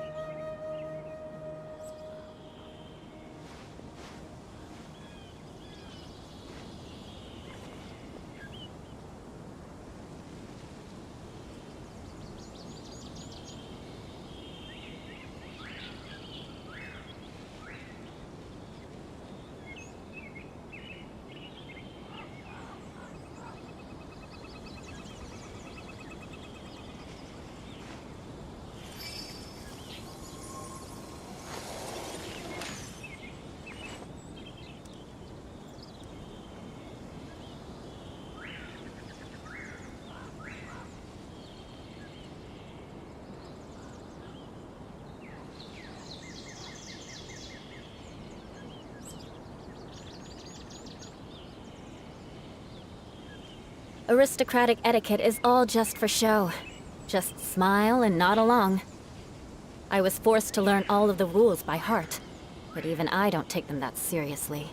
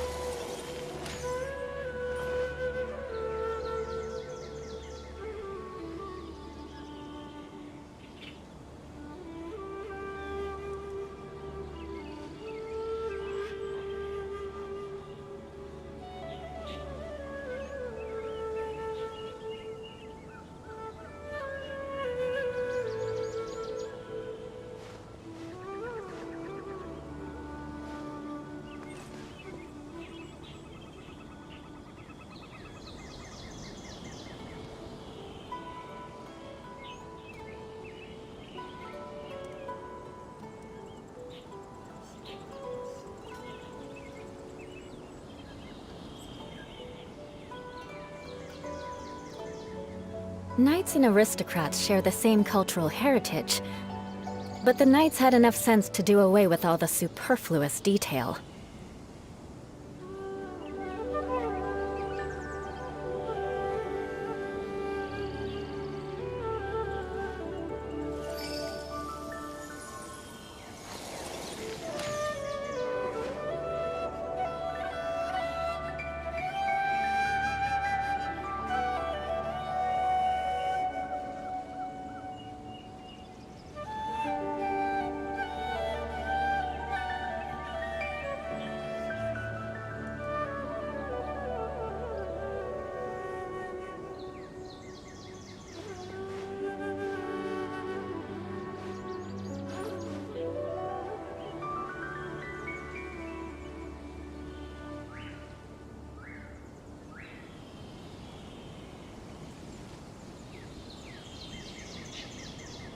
Aristocratic etiquette is all just for show.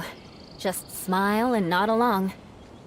I was forced to learn all of the rules by heart, but even I don't take them that seriously.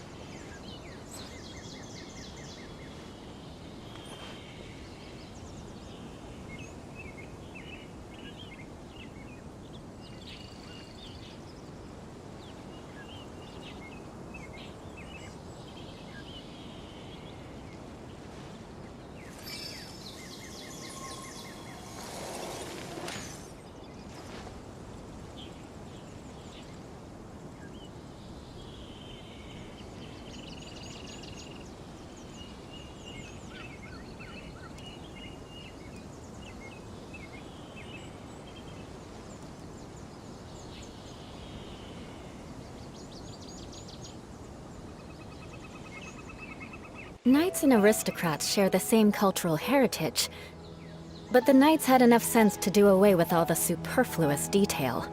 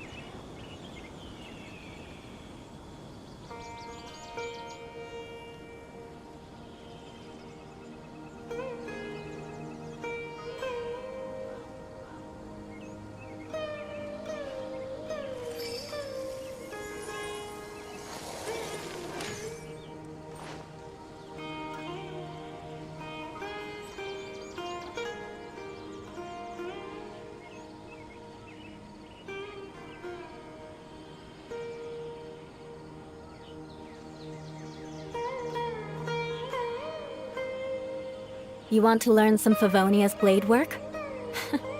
All right then, I'll teach you. Oh yes, I'll teach you all right. Mark my words.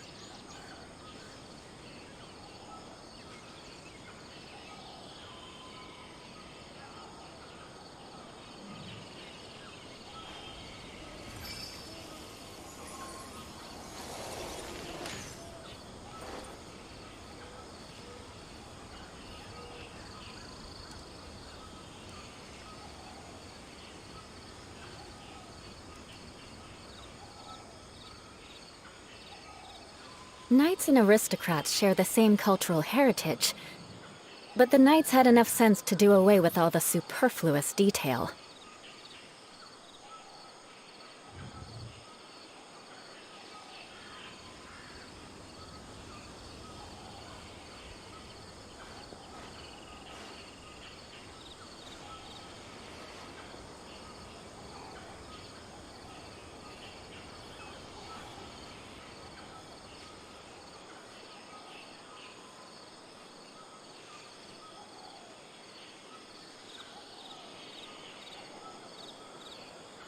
You want to learn some Favonia's blade work? All right then, I'll teach you. Oh yes, I'll teach you all right. Mark my words.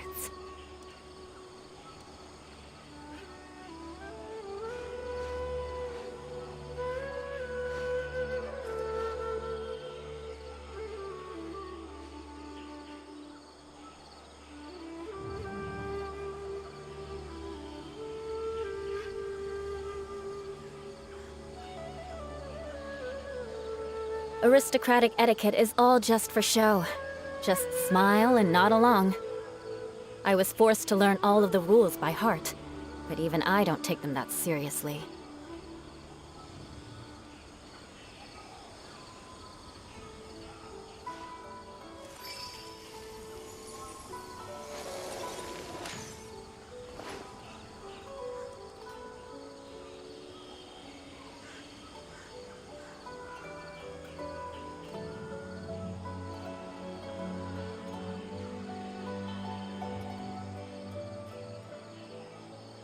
You want to learn some Favonia's blade work?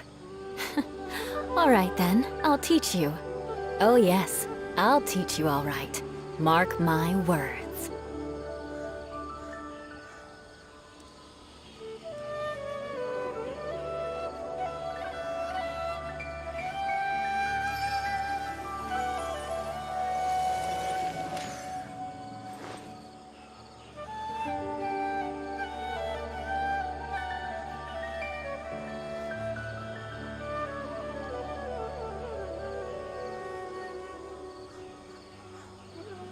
Aristocratic etiquette is all just for show. Just smile and nod along. I was forced to learn all of the rules by heart, but even I don't take them that seriously.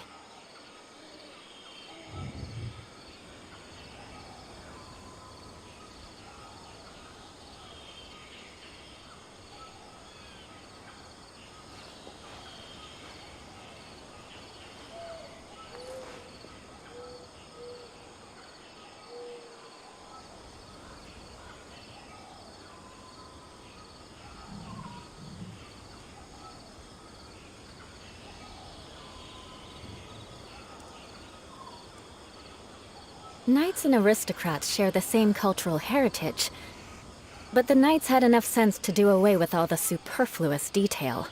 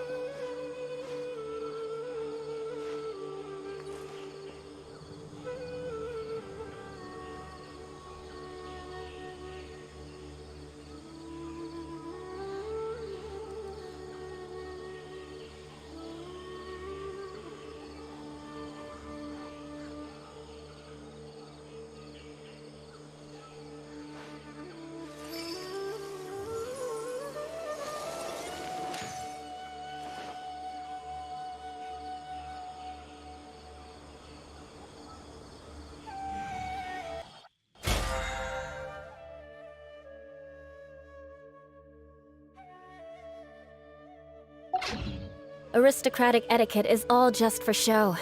Just smile and nod along. I was forced to learn all of the rules by heart, but even I don't take them that seriously.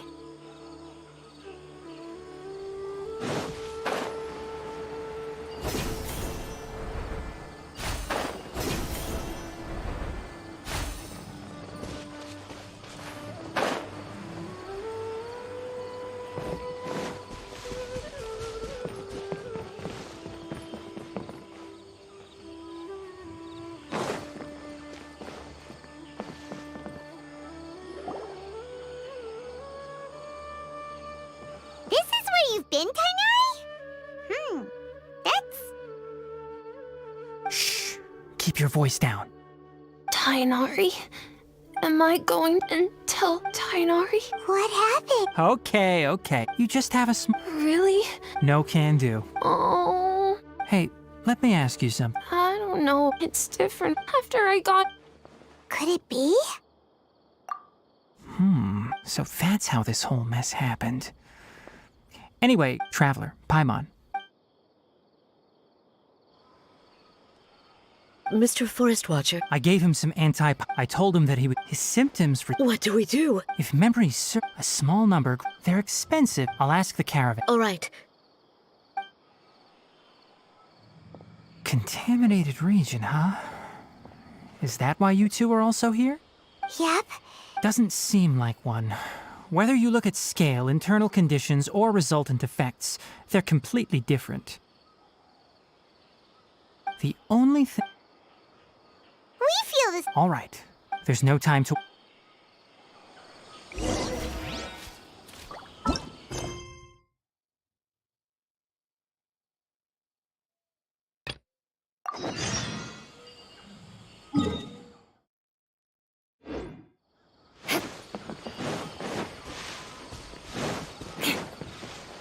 More speed.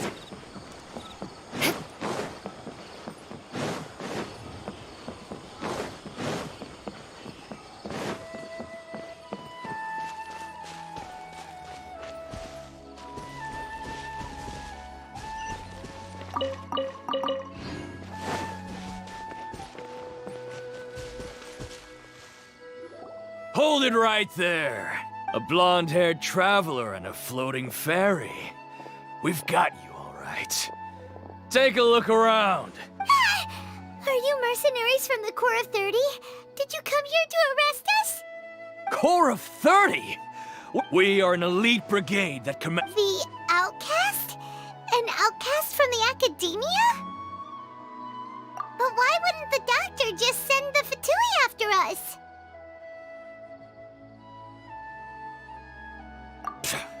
Still wasting time on idle chit. You're up, travel.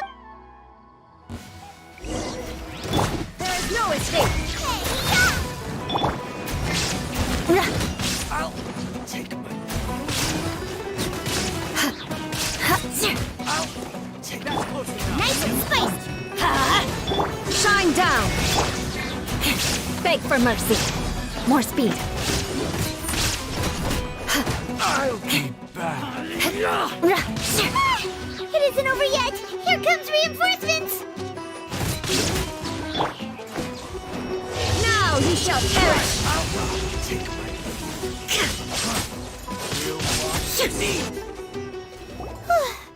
That was pretty rough. Is that what elite mercenaries are like?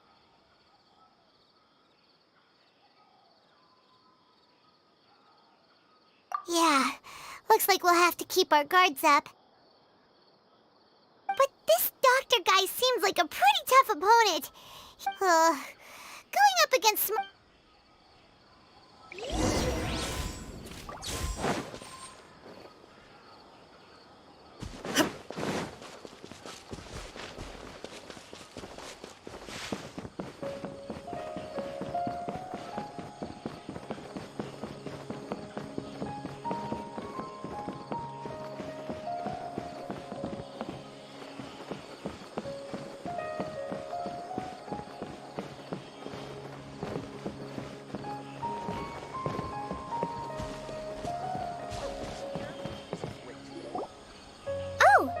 Traveler and Paimon, what are you two doing back here? Kale, it's nice to see you again.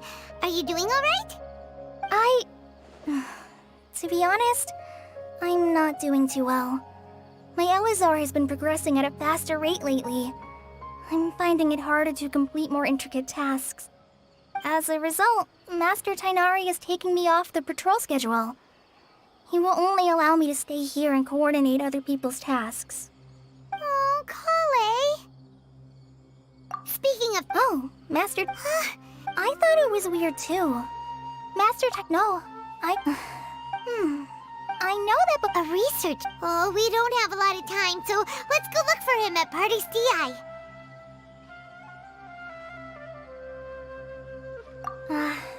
Don't worry. I'm fine. I'm used to living with Elazar by now. If you run into Master Tainari, please send him my regards. Got it. Will do. See you later, Kale.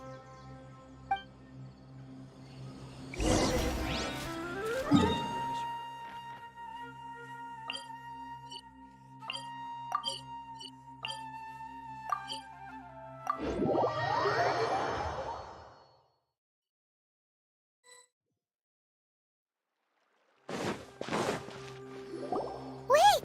Look who it is!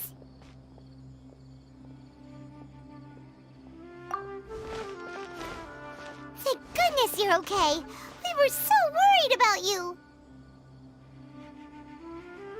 Hey! This was supposed to be a touch and we... Actually, It's very smart of the Traveler to be wary of me right now. After all, the Doctor has shown that his technology can apparently even control human minds.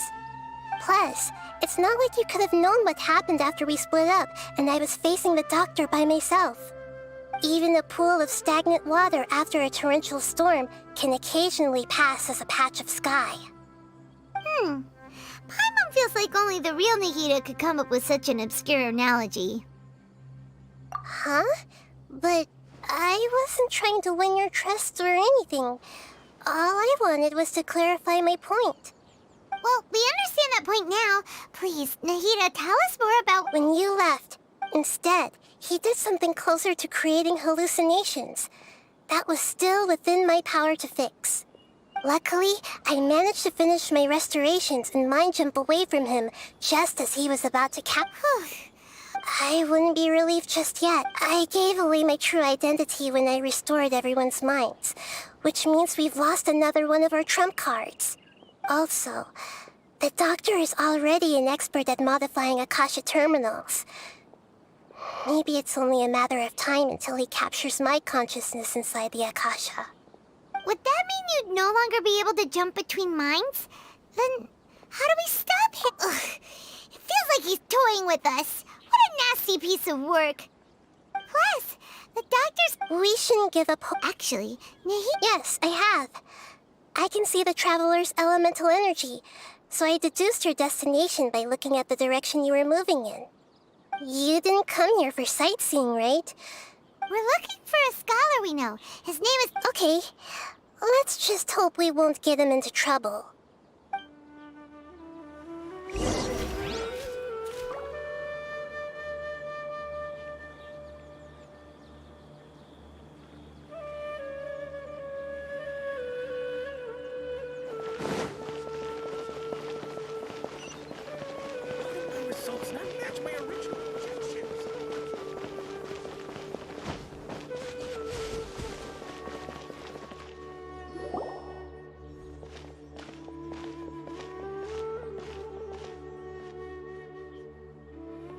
Traveler? It is you! Ah! The voice! It's Hypatia! Ah, what a pleasant surprise! Who's this? She's a scholar we met in the Avidia Forest. When we last saw each other, she was still training in the... what's it called? Satyavada life? Oh, I see. That's right, we're old friends.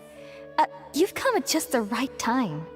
Ever since I've come here, hardly any... Hypatia, you're way too excited about this. Actually, wait, no. Did you already finish? What do you... My consciousness has already managed to make You did it? Congratulations! When my conscious... That sounds incredible! Oh, remember? I promised to help you understand what you saw from Irminsul once I gained deeper insights. My current self has... You can do that? I've never heard of anything like that, but... Hold on. I brought some spirit board... We're using that... All right now. Hold my hand. I'll help you establish a path... Okay. Ready?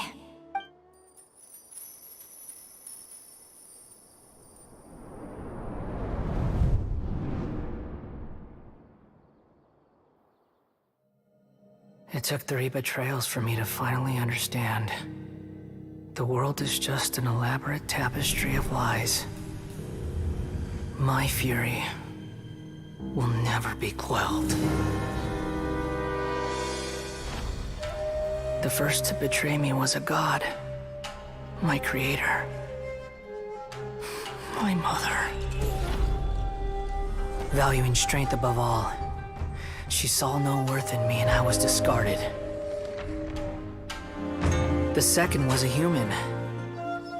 My family. My friend. Consumed by fear, he saw me as an abomination. The third was one Exactly like me. A hope for the future. A fledgling barely out of the nest. Powerless before his mortality, he broke his promise to me. Humans, they can't be trusted. And the gods fill me with pure loathing. So I said good riddance. I denounce the world and laugh in its face. My chest will never again be defiled by worldly filth. I will scrub away every last trace of human emotion. Then it will be empty, a blank slate, and ready to receive a supreme gnosis, brimming with pure divinity.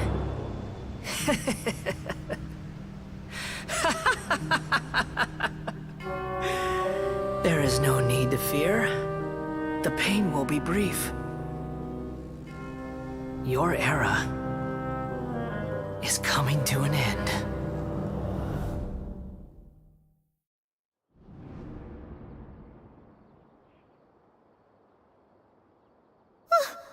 What was that? Did we actually... But how is he connected? You saw it, right? You felt it, right? Such a majestic god! Alas, if only that which beats within my chest wasn't a filthy mortal heart. Oh, great and merciful God! Please... Do you understand now? I'm afraid this is no Puripurna life, but rather... Ah! You... Why are you so mean to me? I found divine wisdom. Aphasia? That's how I always thought... Wait, have I... already lost my mind?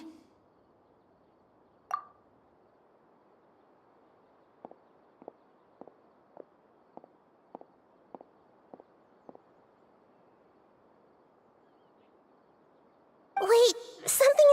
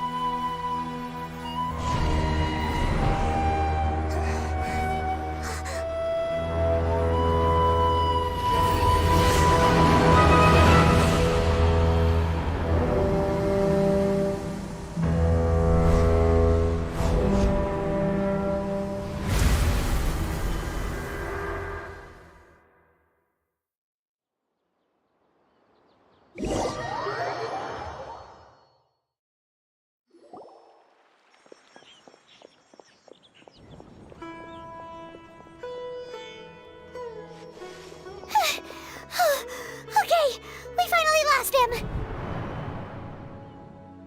Are you okay, Nahida? Wait, no. Something feels... Oh, the Traveler's back?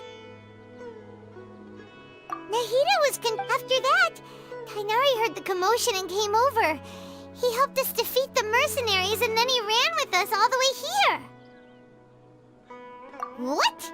You swapped places? Wait. I never imagined that an individual's consciousness could be transferred around like this. Had I not seen it with my own eyes, I would have never believed it. I don't think this can be achieved with current human technology. Also, while we were running, the consciousness in your body told me to pass on a message. She said, "The doctor has found a way to trap my consciousness, so I can't journey with you anymore. But even in a moonless night, a shower of starlight can still drown out illusions and lies." Oh no! Nahida's trapped in the sanctuary of Surasthana for good this time. Was that message all she left for us? It's pretty vague. Oh, that makes... Even in a moon... Huh.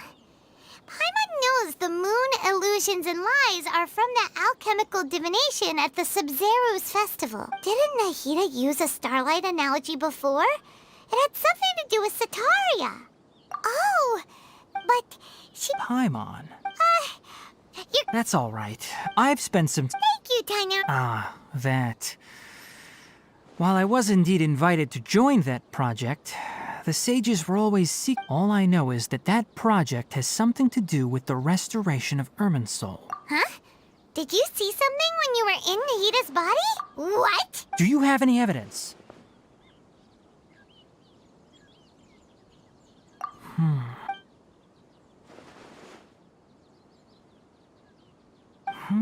Tainari? I did. If I didn't take... Now that you... But I still didn't expect them to do something as arrogant as creating a new god. Looks like I made the right decision by not accepting their invitation.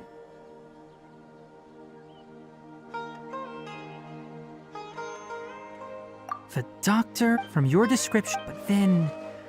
What is the connection between... Yeah, it feels like we're still nowhere close to figuring out the sage's goals. Right. But I'll stay here for now. If you're planning to go in, come find me here if there's anything else I can do to help. May the spirit of wisdom go with you. thanks, Tainari. Hopefully Hypatia will feel better soon. We're off then.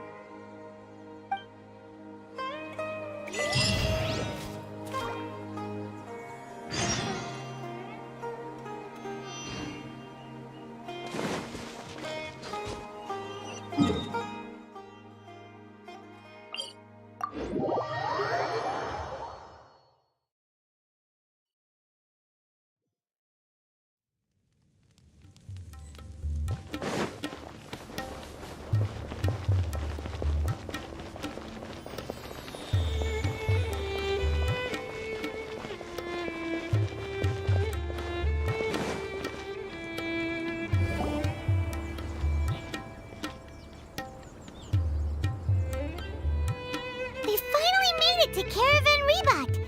It's pretty lively here. So, just past this wall is the desert, huh? Oh, wow. Paimon remembers hearing people call this the Wall of Samiel. It's made to block sandstorms from the outside. Oh, if it's this tall, it's gotta be the divine work of Greater Lord Rukkhadevata, right? Enough gawking. Come on, follow me. Huh? Over here. Oh, Hatham went that way! Let's hurry up and follow him. Wonder what he's up to.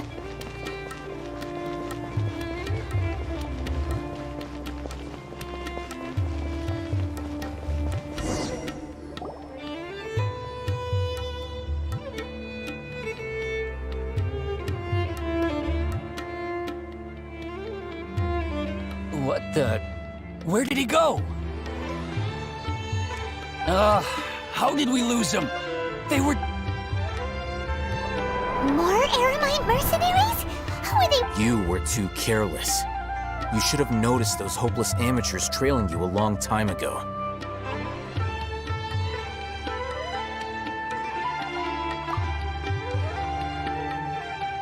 There's no need to thank me. I've never cared to keep track of personal favors. All I did was correct a mistake I happened to come across.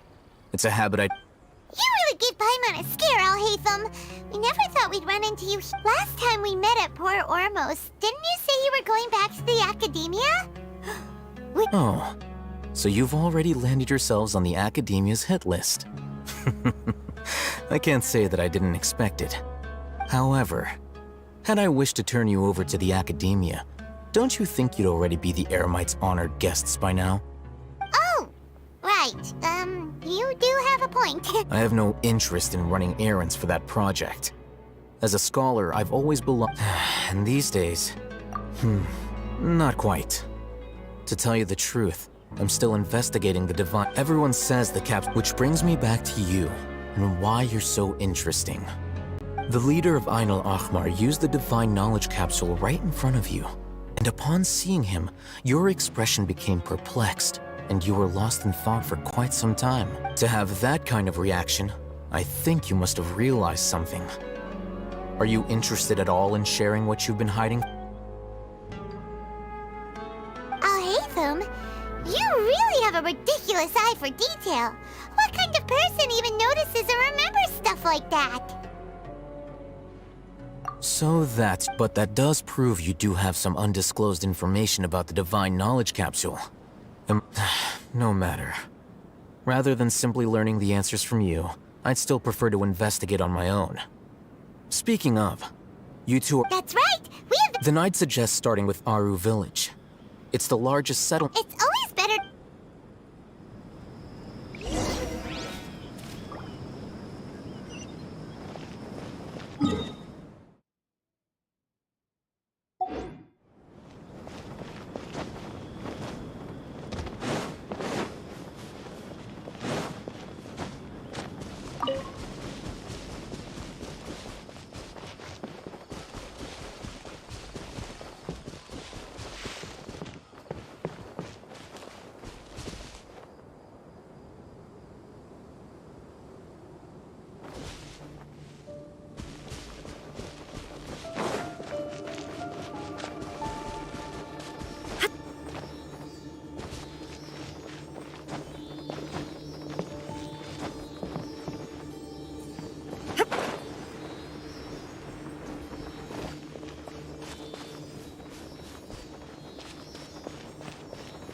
There is no escape. That's right, Pip! Crush! Yeah.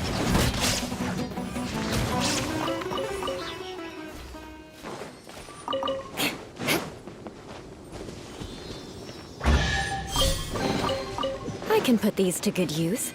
More speed. Illusion shattered! Shudder! Another time.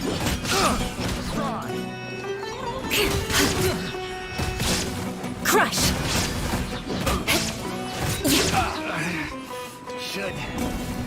More speed. Beg for mercy. Shudder! Picked the wrong test subject. What do we have here?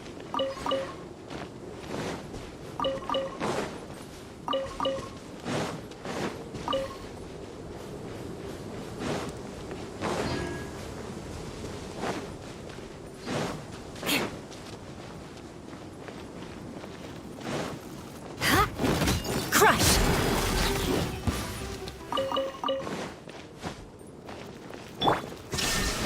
Bubba, get them! More speed.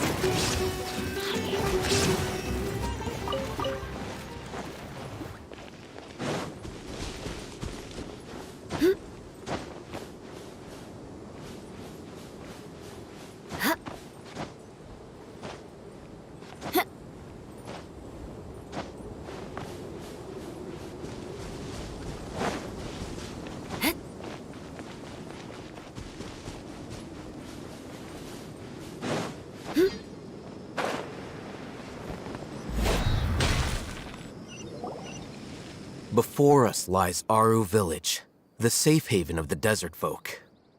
Whoa, this landscape is really something else. What a cool place! Let's go check it out!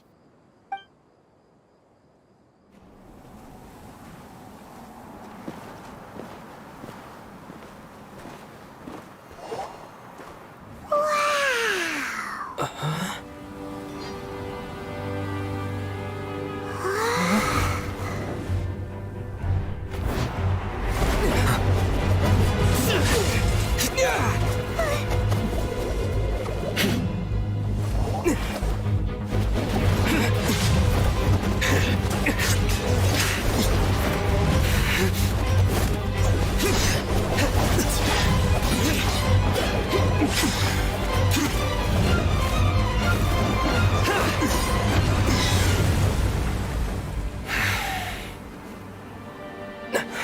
Sino.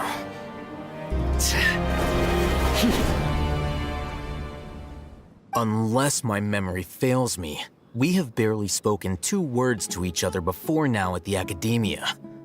Would you care to enlighten me as to when and how I invited the General Mahamatra's wrath? Alhaitham, do not think you can escape my judgment just because you managed to escape my attack. Judgment? So that's how you'd characterize your actions here, is it? Or would elimination perhaps be a more accurate description? Had I used my full strength, not even this traveler would have been able to stop me. Though styled like an assassination, I sought only to ensure that my target would be unable to flee or resist. Standard practice for the Matra, as well you know. Seemed to me more like your own personal touch. Who is that, Alhaitham? Did you call him General Mahamatra? Yes. General Mahamatra Sino, head of all the Matra at the Academia. He's a formidable hunter, and the ultimate nightmare for any who have committed academic crimes. You seem to have placed a lot of trust in Alhaitham, to the point of blocking an attack for him. If I were you, I'd never choose to side with him. I wouldn't believe a single word that comes out of his mouth. I have been pursuing this scribe for a long time. I urge you, stand back and do not seek to defend him any longer. Otherwise, there will be consequences. Has Alhaitham done something wrong? I won't waste my breath explaining things. Alhaitham, I saw it during our fight. Take it out. The divine knowledge capsule you're hiding on your person. Unless you want me to retrieve it from my... Very perceptive of you. Nothing escapes a Matra's senses. Wait, the divine knowledge capsule? Didn't it fall into the Matra's hands in Port Ormos? No wonder you speak with such confidence, Sino. But I must admit, I'm very curious. What does this capsule mean to you? And why, as General Mahamatra of the Academia, are you all alone in the desert? As far as I'm aware, the other Matra have been speculating about your disappearance. Have you been given a mission that's, let's say, morally dubious? If I was the real target of your mission, what was stopping you from simply using your authority and resources to judge me within the walls of the Academia? I should have known you'd be difficult to deal with. You two? Ugh! What you would do, Traveler? Paimon feels like we can't trust Well, look at you two, acting all tough and self-righteous over there. Wait, Dia?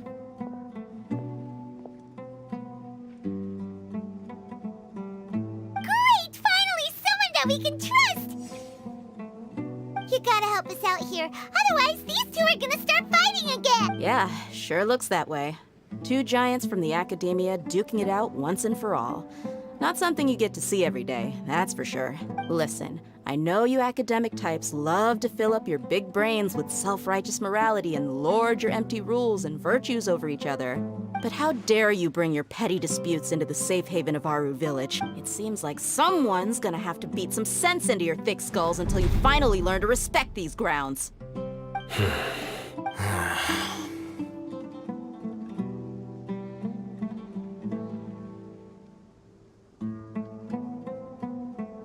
Hey, did either of you hear a word I just said?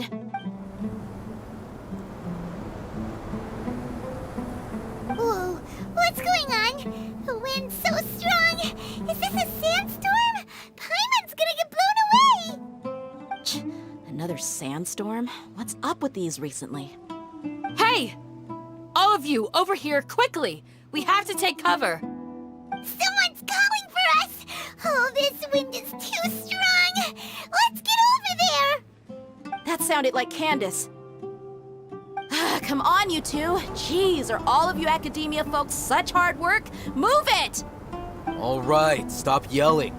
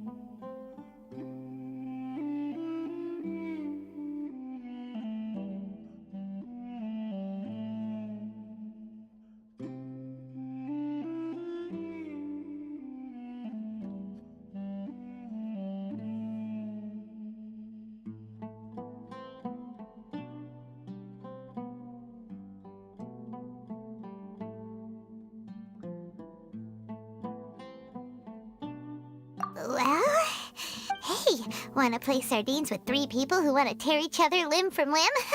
Sure, why not? Sounds fun. The air is so thick and heavy. Paimon can hardly keep floating anymore. My sincere apologies, everyone. This is the home of our village chief. I will have to ask you to make do with this small room until the sandstorm dies down. Please, let me introduce myself. I am Candace, protector of Aru Village. Nice to meet you, Candace. The name's Paimon. Thank you so much for helping us. There's no need to thank me. It's only right to help each other when the weather gets rough. Wow, she's so gentle and caring, like a nice older sister. Unlike those guys over there. All right. Now that we're all better acquainted, we should return to the topic at hand. As a guardian charged with the responsibility to protect my fellow villagers from harm, I was observing your conflict from afar, even before the sandstorm started. And now that you have set foot within our village itself, it is all the more my responsibility to make absolutely sure that you pose no threat whatsoever to us. So please, have an honest and sincere conversation with one another, and put your hostile feelings to rest. If anyone dares to start anything again while they are under this roof, I will not hesitate to send them out for some quality time with the creatures of the sandstorm. Oh, on second thought, Paimon may have misjudged Candace's character. And that goes for you too, Miss Dia. Do I make myself clear? All right, we got it, Candace. That's what I like to hear. So, which of you will begin? I was supposed to be a mediator, but I might have gotten a little too involved just now. Anyway, one of those two should probably start talking. Wait, that was you trying to be a mediator?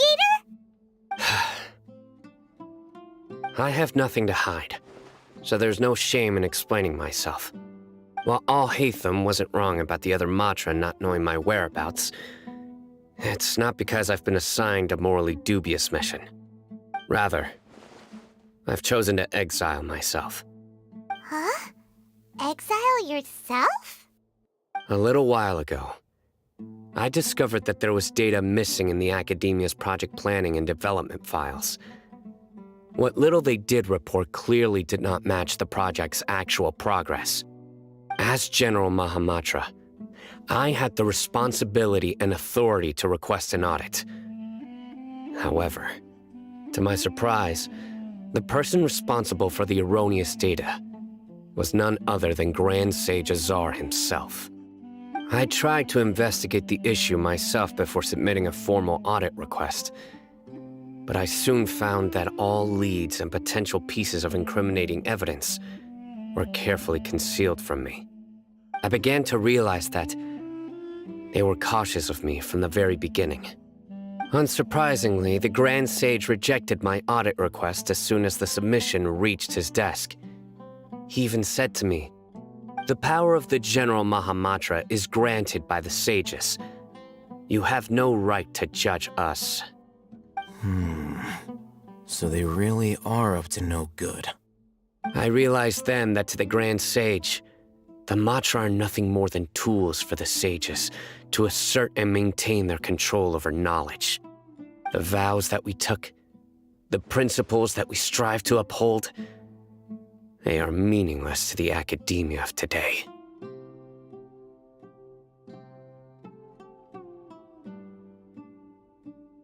I believed it would be wise to flee the academia before the sages had a chance. I will never give up on this investigation. There's no need for someone else to give me power or authority. Once I find the truth, I will administer judgment by my own name. Sino seems to have the same goal as us. We're all investigating the sages. Plus, now that he's no longer the General Mahamatra, he somehow feels a lot less scary. Well, Sino, if that's your story, then why did you see Al-Haytham as a target?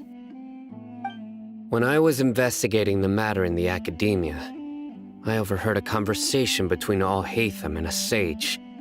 The sages asked you to investigate a blonde-haired traveler. Do you dispute this, Alhaitham? What? Like many parts of the project, this assignment was undocumented. Now throw in your suspicious behavior with the Divine Knowledge Capsule, and I think we deserve an explanation. Yes. I was indeed tasked with investigating the Traveler. After all, the promised reward was so great that hardly any scholar could have refused. The sage told me, once you've completed this assignment, I can give you a glimpse of divine knowledge. A most enticing offer. Unfortunately, those academics don't know me at all. Their words contained one key piece of information, namely that divine knowledge indeed exists. That gave me all I needed to know. From my perspective, the sages are far from trustworthy. Think about it. Isn't it a little strange they're so willing to share divine knowledge with anyone, even as a reward? So, I began my own investigation following the lead of the Divine Knowledge Capsule. In the end, I realized my wisdom in committing to this rather than collaborating with the sages. Had I been less guarded, I probably would have ended up like that Ain al-Ahmar mercenary, incapable of remaining sane for long enough to hold a conversation. You mean that the sages originally planned to dispose of you, using one of those capsules that drive people insane?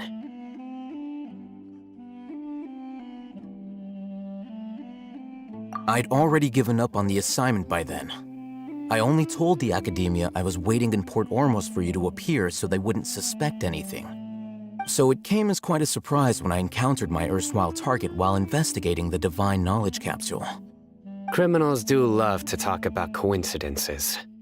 Even though I ran into the Traveler by chance, I had no intention of providing assistance to the Academia. Also, you should remember, you were the ones who decided to follow me and strike up a conversation after I left that tavern. That's true. Alhaitham helped us out at Caravan Rebat as well. Maybe he's... I'm willing to apologize, if that's worth anything to you. I took the Divine Knowledge Capsule behind your back because I judged its existence to be a significant risk. I felt that it... After all, curiosity often proves to be the most dangerous thing in this land. You should be well aware, Scribe Alhaitham, that curiosity can also lead you to danger and suspicion. Answer me this. Did the sages share any information about their project with you? Have I not made myself clear? You and I are both distrusted by the Academia. Do you really think they would tell me anything? Fine. Although you haven't completely proven your innocence, I won't regard you as an enemy, for now. As you wish. Good. I'm glad to see you two clearing up your misunderstandings. And now you, Dia. I believe it's your turn. Oh, sorry. Whatever the boys were talking about must have been so boring that I spaced out. My situation is pretty straightforward. My employer, Dunyarzad of the Homayani family, is friends with the Traveler and is currently recovering from her illness at home. I had nothing going on, so I decided to return to Aru village for a visit. I was actually looking forward to a pretty exciting time getting back together with everyone here. But then I saw these two random guys in the middle of a pointless argument. It ticked me off, and things went downhill from there. Is that all? Well, I will admit that definitely sounds like your style. In that case, welcome back, Dia. That's more like it. I missed you all so much, Candace.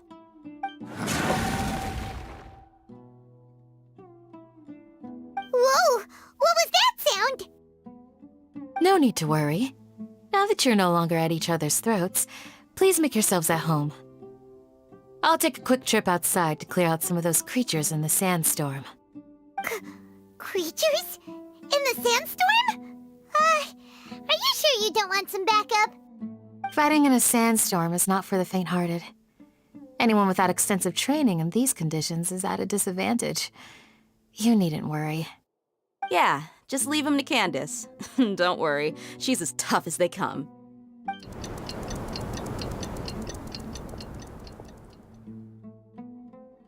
The wind's died down.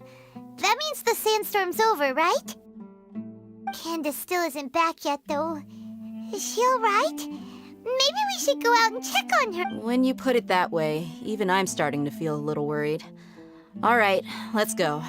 We've been here long enough, and the boys are as chatty as the floor.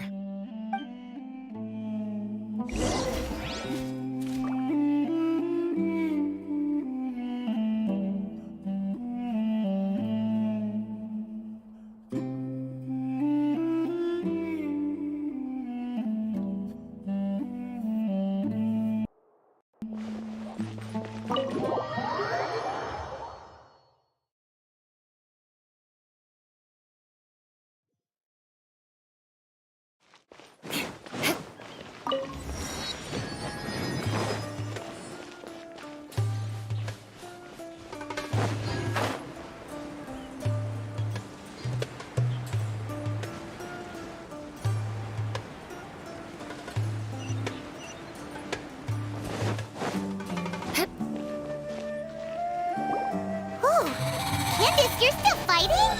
Yes. They just keep coming in waves. I've lost count of how many I've defeated. Before I realize... Here comes... It's been quite a while since I've seen the Flame Mane in action. I'll be sure to put on a good show. Let's go!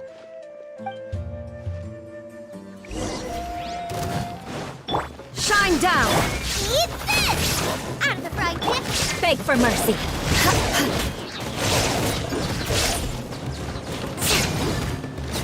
Here comes another wave! When are they ever gonna let up? Nice and spicy! Let's light it up! Beg for mercy. The creature stopped appearing. What we fought just now was probably the aftermath of this. Well fought, everyone. No injuries, I hope. Huh? Who are you? Ah, my apologies. I haven't had a chance to greet you yet. I had my hands full taking care of the village's elderly and children. I am the chief of Aru village. Everyone usually... Sir, I am also originally from the desert, but I have not been back for some time now. May I ask if such sandstorms are common? I can't say they've always been common, but recently the storms have become increasingly severe and frequent. Besides sandstorms, we also occasionally get earthquakes. Another effect of Irminsul's... So, Irminsul's withering causes withering zones in the forest, and sandstorms and earthquakes here in the desert? Everything in the natural world is inextricably connected to Irminsul. These regional symptoms can indeed be a reflection of Irminsul's present state. Everyone in Aru village needs to take good care of themselves. Speaking of which, why haven't I seen a single village keeper since I got here? Village keeper? Who are they? Village guards like Candace? Does your curiosity know no bounds? Village Keeper is how Aru village refers to mad scholars exiled here by the academia. Most of them are scholars who lost their sanity after a period of training in the Avidia forest. The academia believes that their crazed mutterings may have a negative effect. Alas, but no one in the... I've had encounters with those people. The mantra... Mock me if you will, but if you are guilty, I will eliminate you, regardless of my position or identity. Oh, you're the former General Mahamatra. You must be an expert in these kinds of investigations. Thank you for your help.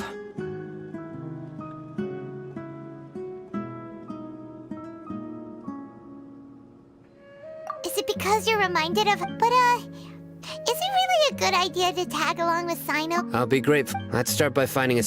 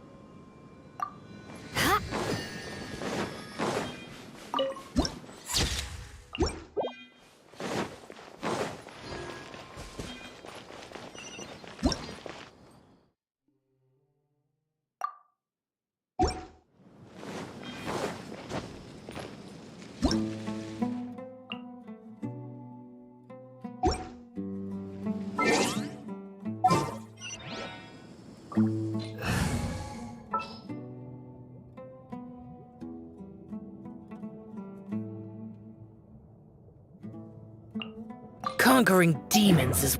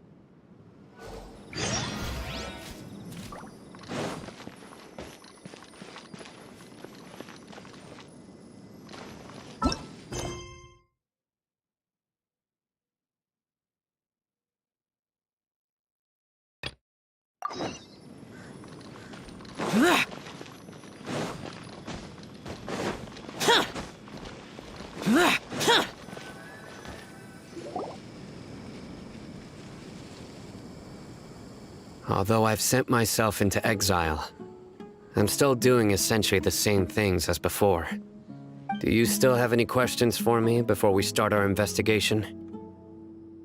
One of my former subordinates told me that this title has its origins in a strange incident.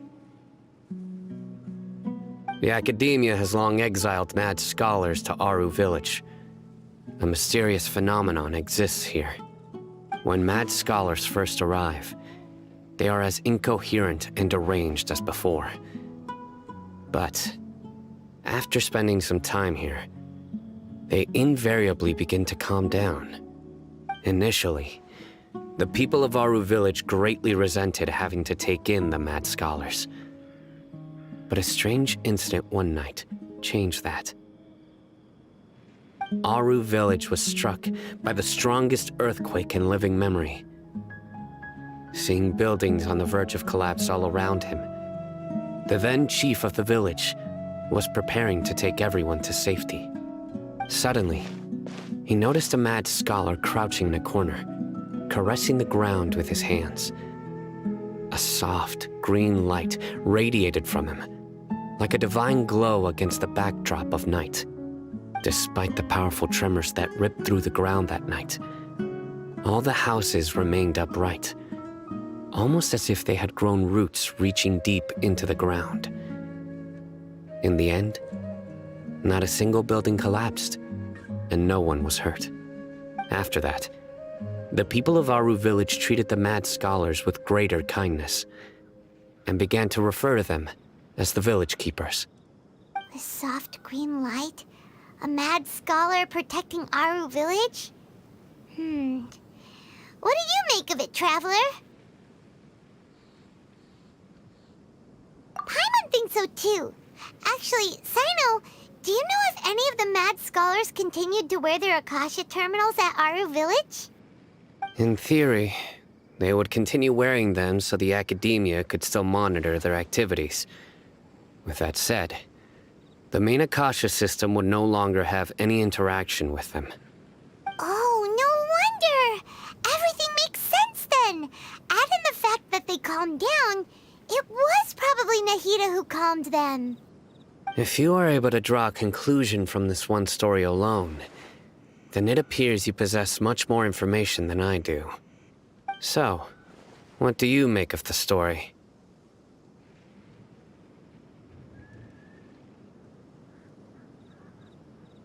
Really? What? You don't believe us? Lesser Lord Kusanali was definitely using the Akasha to give her power to the mad scholars! No, it's not so much that I don't believe you. I'm just struck by your reasoning. Lesser Lord Kusanali, the current Dendro Archon, is she really active in Sumeru?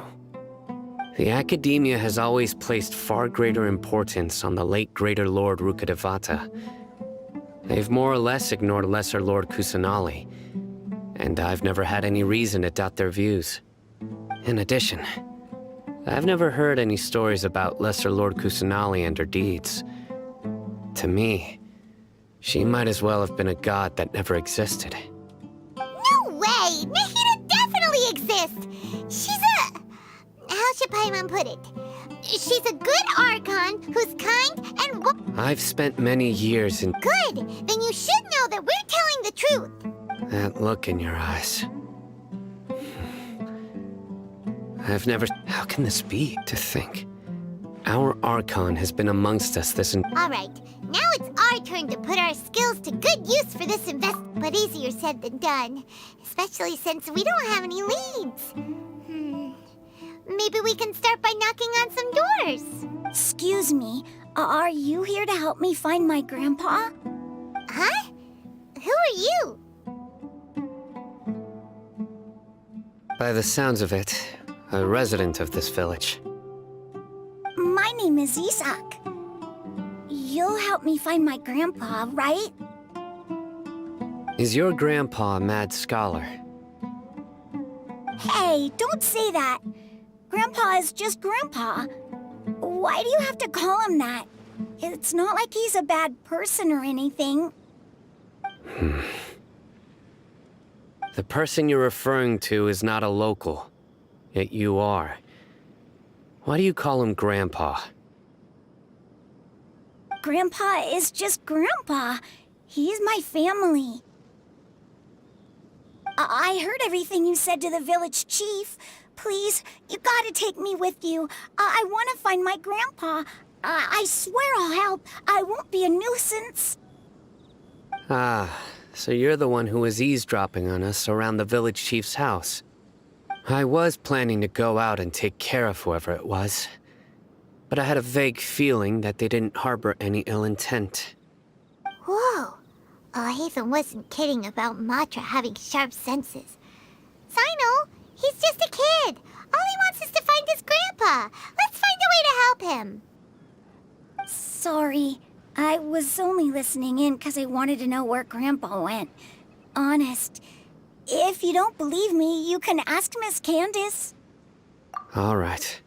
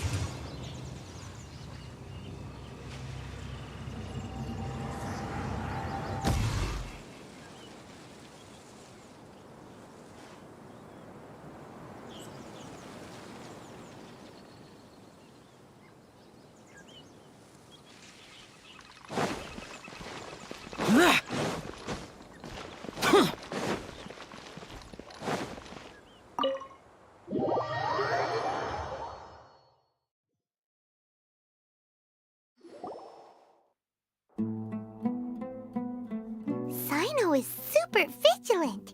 Is this what all the Matra are like? Ah, you're back already. We just wanted to confirm something with you. Do you know a boy by the name of Isak? I had a feeling he'd go looking for you. Huh? You knew this would happen? Yes. Although he tried his best to stay hidden, I still noticed him eavesdropping outside the window. He really wants to get his grandfather back. Isak's parents were both Aramite mercenaries who rarely returned to the village after finding employment in the city. He was raised by his grandfather. Unfortunately, it was only a few years before his grandpa passed away. Isak was still very young at the time, so various families in the village took turns caring for him so he could survive. Later, an elderly mad scholar arrived at the village. Isak thought the scholar bore a striking resemblance to his grandfather, and thus often spied on the man. However, the scholar was unkempt in appearance and incoherent in speech. Although Isak referred to the man as his grandpa, he was afraid and didn't dare to approach him. One summer night, the oft mumbling and bumbling grandpa suddenly calmed down and seemed to become more lucid. He even noticed Isak hiding in the distance. So Grandpa walked up to Isak and patted him on the head. He even took Isak to the entrance of the village, where he patiently taught the boy the names of the stars, and accompanied Isak until he fell asleep. The next morning, Isak woke up and wanted to go find his grandpa again, only to realize his grandpa no longer recognized him. However, even so, Grandpa retained his calm expression. It's said that those who saw the scholar claimed he no longer appeared to be crazy, but appeared to be living in his own world, almost as if he were sleepwalking. Isak was thrilled that his grandpa was able to find peace, and would follow him all the time, asking him things like, "Grandpa, want me to take you somewhere fun?" Or, "Grandpa, could you tell me stories about the stars again?" All this somehow just makes Paimon feel really sad. It seems like they both deserve so much better. Perhaps. Nearly everyone who lives in the desert has some form of hardship or regret. But even so, we must still continue on with our lives. It's also my reason for fighting. I must continue to protect this land.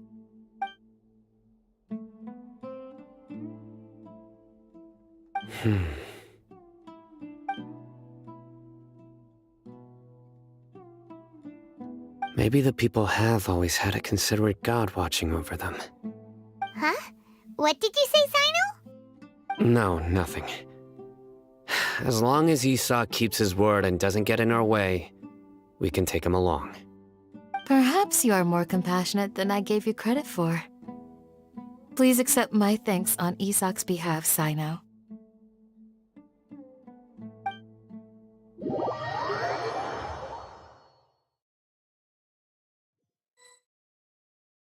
Hey, Isak! Oh, it's you guys! We've cleared everything up. Let's go find your grandpa. Really? Yeah! All right. Let's ask the local residents some questions first.